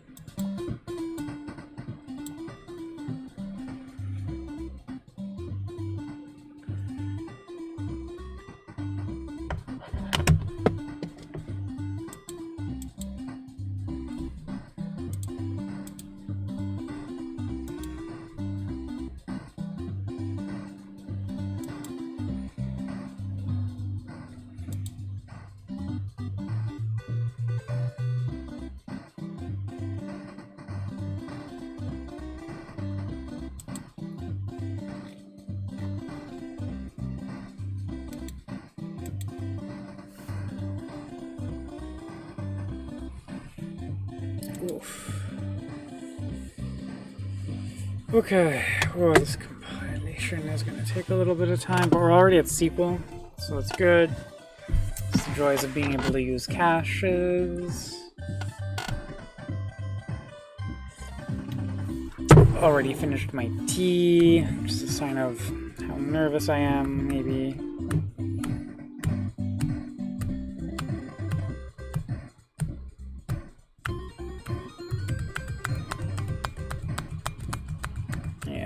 We're gonna give this another 14 minutes. We'll do a hard stop at the 2-hour mark. But I do think that we'll be able to run this through and see where we've gotten to today, which isn't honestly all that far. Although we've addressed some code review comments. Oh, that's kind of cool.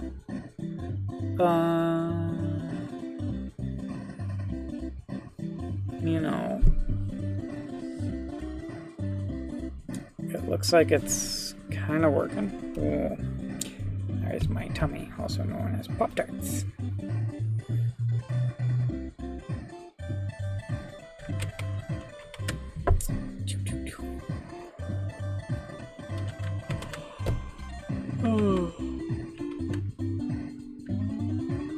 Okay, but that's good,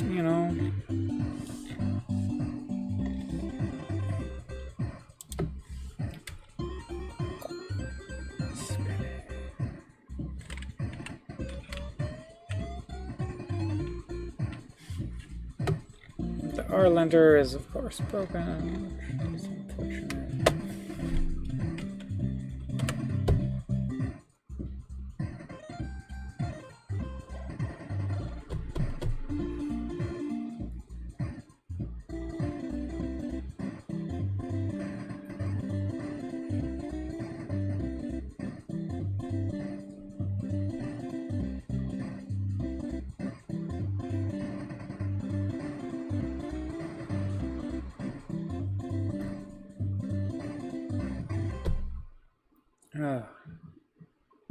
SQL, such a beast to compile even with all of our caching. Don't know why this is taking so long. Oh, it's the shading, maybe? I don't know. The things that we do to make Hive jars and stuff work in Spark SQL is something I've never put too much investigation into. Ooh, almost there. So that's pretty good. Oh, I could really use a hair wash. But I can't wash my own hair, maybe. We'll see how it goes. Oh, January 30th, we're not so close. There we go. Trying to spy per extension.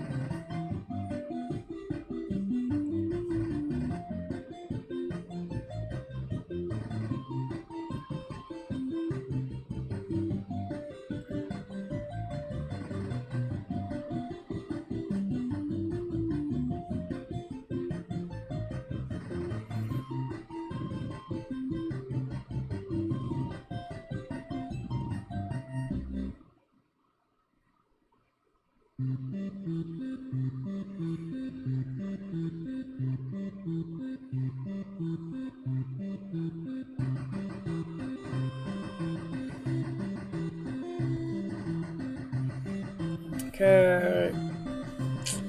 Yeah. I mean, the deprecation warnings are a little annoying in Spark.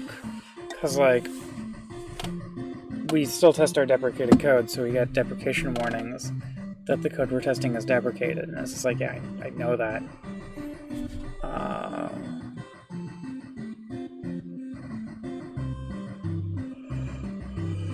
But there are a lot of legitimate deprecation warnings in Spark that need to be addressed. Okay. How much further along are we? Still building SQL. I'm not sure why SQL is needing to be rebuilt to the level that it is. I didn't do a clean, right? Like, let's go take a look.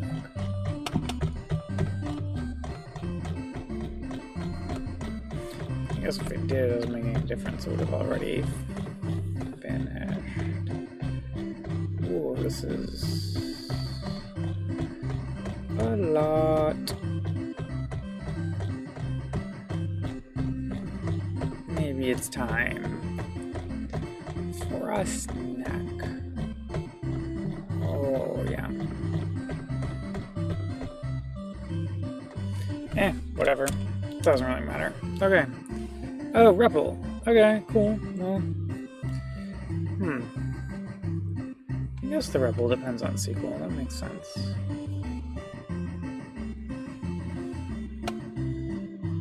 Oh. Lovely. Resource manager. So we're really close. Damn, I thought we were totally gonna get time. We should. We should. Oh, but I am hungry. So hungry.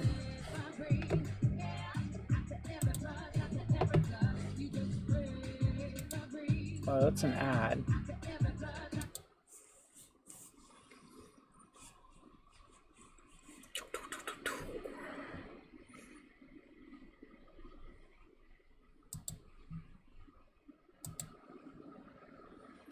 Okay. How we doing now?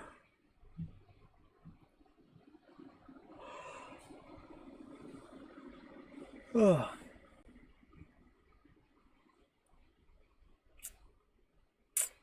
Yeah. I do. Yeah. Well, I can upgrade. Okay. Actually, I've got the instructions on how to do that from her.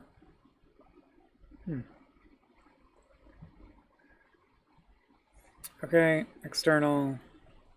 I mean, I get that. Well, I didn't enable any profiles that I think would build external. I guess external is automatically built. So close. So close. Oh, so close. Hopefully we're almost done. We can take a look, but I can see. So close. I really... Why does it take so long to build Spark? I don't... I mean, it's kind of a rhetorical question, but like... I wish it was faster. Especially because, like, so the dev test cycle, when, like, I have to build a new package to test my code, is super annoying. Because we've got the unit test working fine. It's the, like, integration test. That's not... And it was working. But then it broke again. And, like, part of that is, like, possibly, like, something got refactored in such a way that, like, the behavior isn't what it used to be. Let's get ready, though. Okay.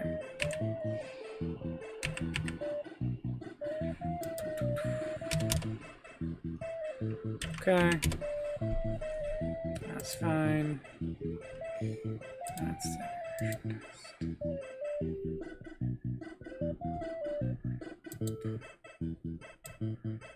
Okay, okay.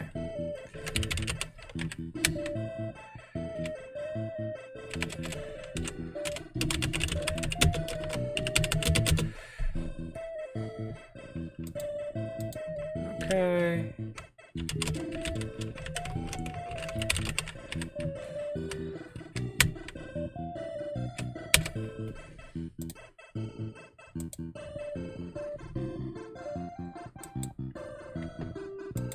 Cool. Assembly finally finished. Go ahead and kick off the integration test. This will build new Docker containers, which will take a hot minute to build 2, unfortunately. But then we'll hopefully see the output of our logs, and then hopefully I'll know what the hell's going on. Or at least have a better idea.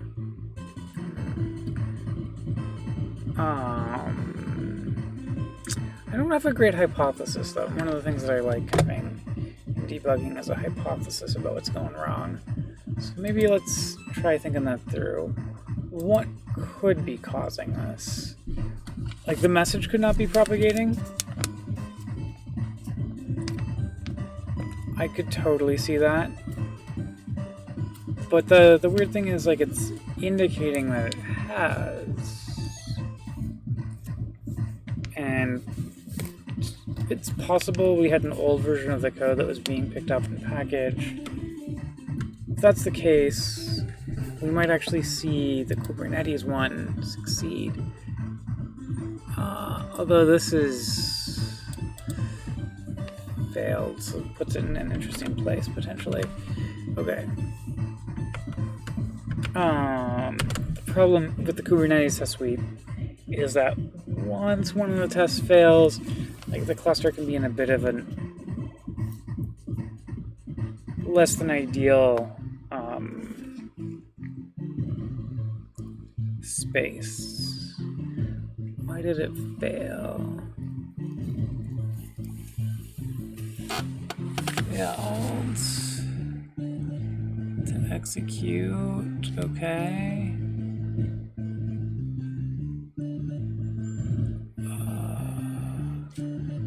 Huh. It's kind of weird to fail to execute that. Like,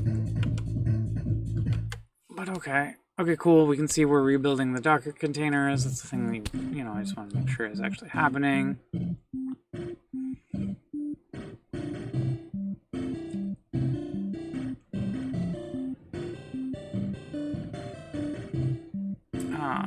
It takes a while because it builds all of them, even though I've got most of them disabled right now. I mean, the containers are built, and it's just that we're not running the R tests, so we are using Python to test decommissioning. So we do have to build the Python one anyways. So it's not a big difference. I guess the R one doesn't take too long to set up. Unless some of the ground breaks. Okay. Oh, right, there's the Python 2 and Python 3 images. Oof. Okay.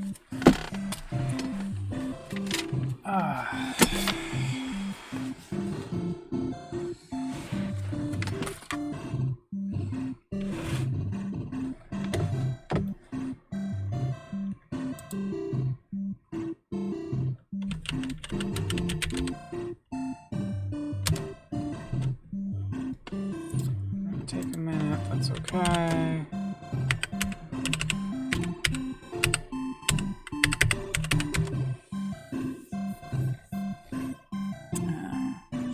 There's a FedEx door tag around here somewhere that I need to find and figure out what's happened to it. Hopefully they just try again tomorrow. This is out. Physiotherapy. I don't know what it was.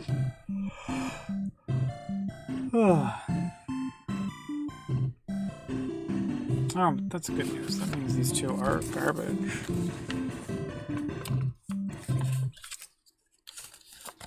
Okay, cool. And the test is starting.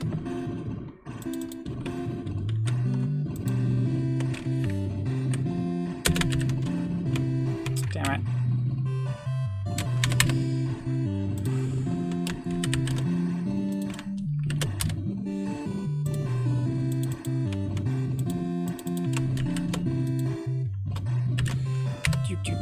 Okay.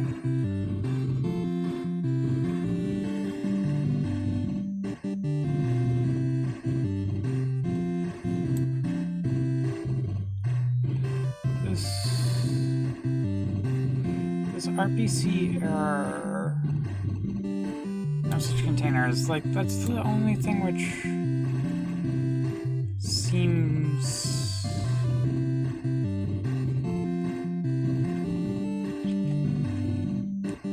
like okay.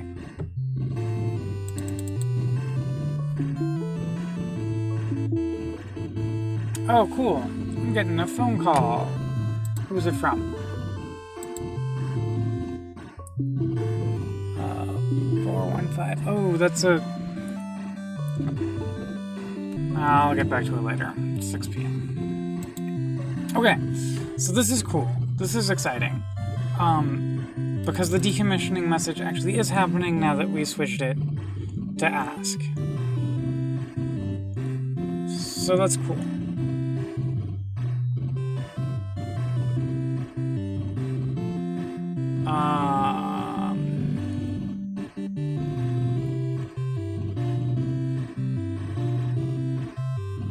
Okay, so the test should have passed. Or the test should pass? Eventually, unless it's looking for the wrong string, which should mean it's not exactly impossible. But this is exciting. Like, this means the code should be working. I think. I think this should be working. Although I am curious why it's just hanging out here. No, it's a...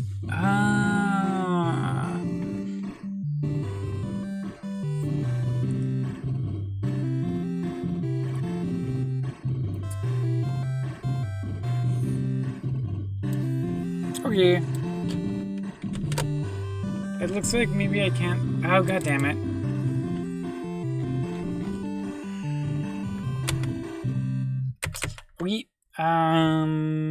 So this is going to be inside of the decommissioning suite. And the magic string we are going to look for is decommissioning executor. Well, not in caps. And now everything should work. Before it wasn't working because it wasn't. I think.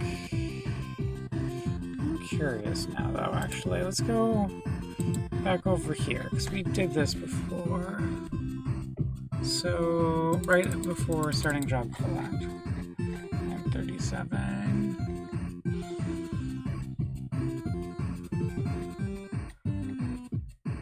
Oh no, okay, that did totally work. So we don't need the ask. That's just the string we were looking for. Okay. Well, you know, that's c'est la vie. C'est la vie.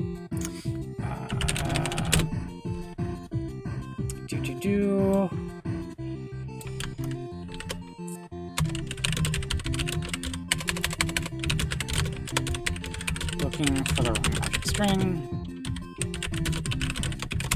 Let's go get log.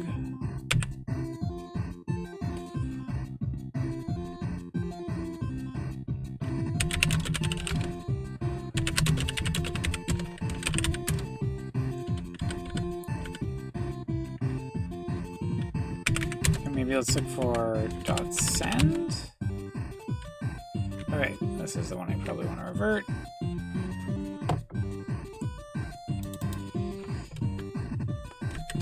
Right? Yeah.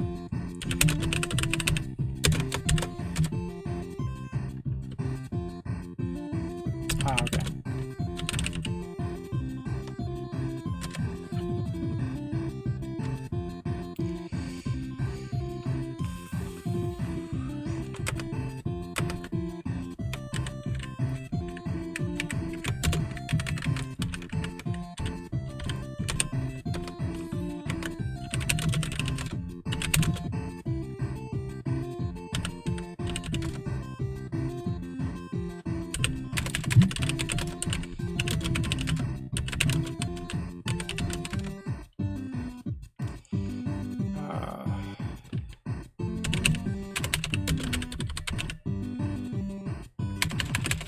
git revert dash continue.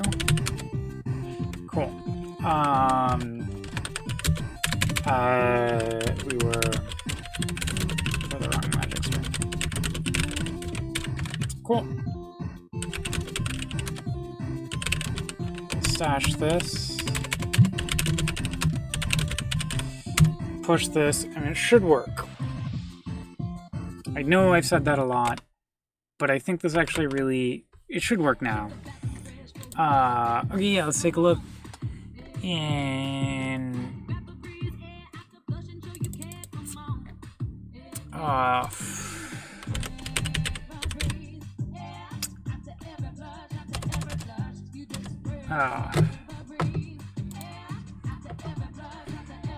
damn it.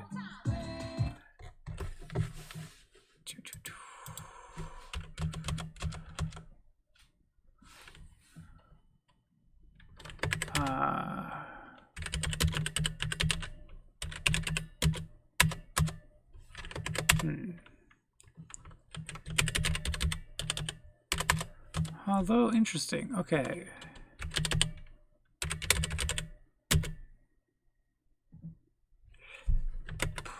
Wait, okay.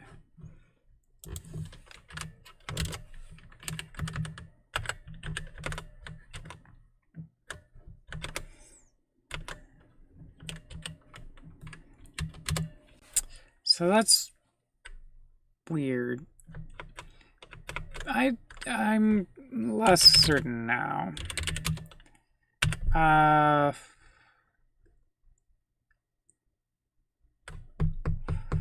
Although maybe not. Okay.